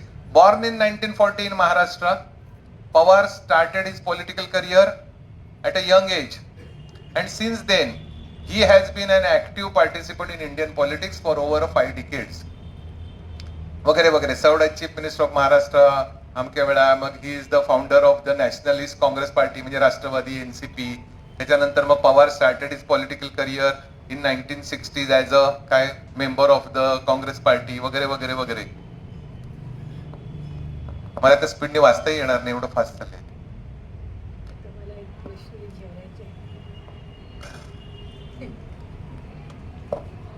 He became the chief minister of Maharashtra for the first time and he went on to serve in the position for 3 more times वगैरे वगैरे वगैरे. आता पुढचं बघा, सगळ्यात गमतीदार काय माहिती, शेवटी जो संदर्भ येणार आहेत ना ते खूप गमतीच आहे. बघा, he was credited with significant development projects in including the अमुक काय असतील ते projects. In 1999, Pawar formed the Nationalist Congress Party, NCP, after a disagreement with the Congress Party leadership. म्हणजे सगळा इतिहास, सगळा भूगोल, सगळ्यांच्या कुंडल्या असतात. माझ्या सासूबाईने मला सांगितलं, तू एवढी ChatGPT वर लेक्चर देतोस, तू विचार बरं विवेक मेत्रे कोण आहेत. तर त्यांनी मला 2.5 पानाचा निबंध दिला, त्यातली निम्मी माहिती कुठच्याही वेबसाईटवर नाही. मी माझ्या कॉलेजमध्ये असताना, विजेटामध्ये असताना एका आंतर महाविद्यालयीन कॉलेज व्यंगचित्र स्पर्धेत मला गोल्ड मेडल मिळालं होतं. ते तर मी विसरून गेलो होतो. त्याने सांगितलं की वर्ल्डीत झालेल्या सासमिरा मधल्या आंतर महाविद्यालयीन व्यंगचित्र स्पर्धेमध्ये अमक्या कार्टून बद्दल यांना अवॉर्ड मिळालं होतं. माझा एका मित्र जेव्हा मी सांगितलं, तो म्हणाला, बापरे, माझ्या बायकोला सांगू नको, ती माझी कॉलेजमधले लफडी आहेत की नाही बघेल. पण ती बरं, पुढे आपण जाऊया. Pawar's influence in national politics has been significant as well. He has been a member of Rajya Sabha, the upper house of Indian Parliament, several times. He also served as the Minister of Defence, Agricultural, वगैरे वगैरे. His ability to connect with people from different communities and his pragmatic approach to politics have been his key strength. बरोबर आहे. आता पुढचं बघा. However, Pawar's political journey has not been without controversy. He has been accused of corruption and his name has been associated with several scams over the years, including अमुक काय जे scam झाले वगैरे वगैरे, हेही तो देतो. आणि आपण या लेखाचा तो शेवट काय करतो बघूया. Pawar's contribution to Indian politics has been immense and his legacy as a pragmatic efficient leader. किती फास्ट टाईप होते ते बघा. हे फक्त कॉपी पेस्ट करून वर्ड मध्ये घ्यायचं, प्रिंट आउट काढू शकता. हिस्ट्रीमध्ये राहतं. तुम्ही एखादी कथा दिली तर त्याचं तो नाटकात रूपांतर करू शकतो, गाण्यात रूपांतर करू शकतो, पटकथेत करू शकतो, युट्यूब व्हिडिओत करू शकतो, चित्र बनवू शकतो. तुम्ही सांगितलं महात्मा गांधी कबड्डी खेळत आहेत किंवा नेहरू क्रिकेट खेळत आहेत, तर तो चित्र करून तुम्हाला देतो. तुम्ही सांगितलं की मांजर आणि एक बैल उडप्याच्या हॉटेलमध्ये इडली डोसा आणि मसाला डोसा खात आहेत, तो चित्र करून देतो. हे बघा. In conclusion, Sharad Pawar is a political figure who has made a significant impact on Indian politics. His eventful journey from being a young politician to the founder of regional party is an inspiration to many. His contributions to Maharashtra's development and his national politics influence cannot be ignored. वगैरे वगैरे. लेख संपल्यावर काय होतं ते बघा. आता असा लेख लिहून अंजली खिस्तीने थोडेफार चेंज करून तो दिला सिंगापूरला पाठवून. आणि जर का उद्या एखाद्या वाचकाने किंवा एखाद्या खडूस पत्रकाराने ऑब्जेक्शन घेतलं की बाई तुम्ही हे कुठून माहिती मिळवली, तर त्या काय सांगणार नाही मी ChatGPT कडनं मिळवली, तर त्याच्यासाठी सुद्धा तो उत्तर तयार करून देतोय. ते कसं बघा. Resources, Sharad Pawar by Archana Masiya in India Today 16 March 2019. Sharad Pawar. दुसरा reference, the changing face of Maharashtra politics by Amol Baviskar, economic and political weekly. किती नंबर पान, व्हॉल्यूम 37, 39 सप्टेंबर 29 ते ऑक्टोबर 5चा विशेषांक होता, त्याच्यातला लेख घेतलाय त्यांनी म्हणजे संदर्भाला. त्याच्यानंतर अजून एक संदर्भ आहे काहीतरी. बघ. Sharad Pawar's political journey from a young congressman to veteran politicians. Rishabh Srivastava, news 18. News 18 वर झालेली मुलाखत होती डिसेंबर 10, 2019. एवढे सगळे रेफरन्सेस असल्यानंतर कोण कशाला विचारतायत काय प्रॉब्लेम झाला, आपण नामनिर्णय राहू शकतो. हे सगळं ही सुविधा जी आहे ChatGPT किंवा गुगल बार्ड हे करू शकतं. मी मागे सुरुवातीला म्हटलं की अल्लाउद्दीनच्या दिव्यातला राक्षस तुमच्या मोबाईलमध्ये आहे. आम्ही तो वापरत नाही, पण तुम्हाला जगातल्या कोणत्याही पदार्थाची पाककृती तुम्हाला 20 सेकंदात मिळते. कोणताही नृत्य प्रकार, चित्रकलेचा प्रकार, शिल्प, रेफरन्सेस. त्याचे डोळे चांगले शाबूत आहेत, ज्याला वाचनाची आवड आहे, ज्याला ज्ञानपिपासू म्हणजे चांगल्या अर्थाने, आपण त्या डासाला म्हणतो रक्तपिपासू, तसं नाही. ज्ञानपिपासू म्हणजे ज्ञान मिळवण्याची इच्छा असलेल्या कोणाही व्यक्तीला हे सगळं ज्ञान या कृत्रिम बुद्धिमत्तेमुळे आज विनामूल्य मिळत आहे. हे असं विनामूल्य मिळतं हे कोणी सांगायला पण जात नाही, म्हणून कदाचित तुम्हाला ते माहित नसेल. पण मी तुम्हाला सांगतो की तुमच्या गुगल मोबाईलमध्येच गुगलच्या एका वेबसाईटवर openai.com ला तुम्ही गेलात किंवा गुगलला जाऊन बार्ड BARD टाईप केलं तर एक ब्लँक विंडो येते.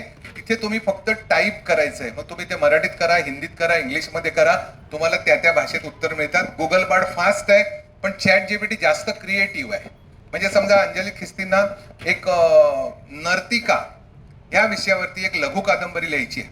त्यांच्या डोक्यात खूप चांगले विषय आहेत, तर ते विषय त्यांनी दिल्यानंतर तो पूर्ण फुलवून ते मोठी लघु कादंबरी करून देऊ शकतो, कविता लिहू शकतो, नाटक लिहू शकतो, मुलाखती मोठमोठे जगात कुठे कुठे झाल्यात ते देऊ शकतो. आयत्या वेळी अडचण आली कोणत्याही बाबतीत आपण गुगलला सर्च घेता, त्यापेक्षा फास्ट सर्च हा ChatGPTला घ्या, गुगल बार्डवर घ्या, तुम्हाला प्रचंड मोठा ज्ञानाचा अधिकृत खजिना हा तुम्हाला तिथे मिळतो.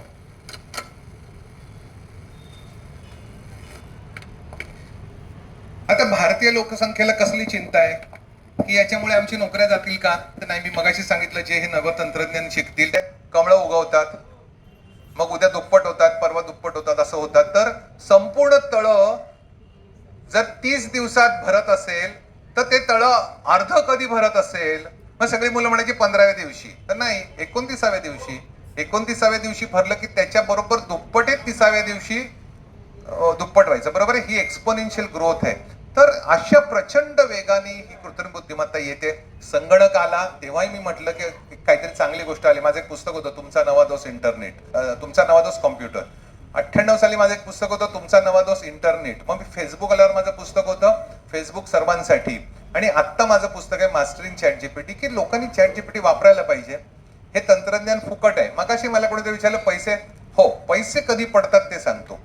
जर तुम्हाला 150 पानं, 250 पानं, 500 पानं रोज माहिती हवी असेल तर तुम्ही पेड सबस्क्रिप्शन घेऊ शकता. पण मला वाटत नाही एवढं तुमच्यापैकी कोणाला घ्यायची गरज नाही. रोज 50 उत्तरं जरी मिळाली तरी खूप झाली, विनामूल्य मिळत आहेत ती.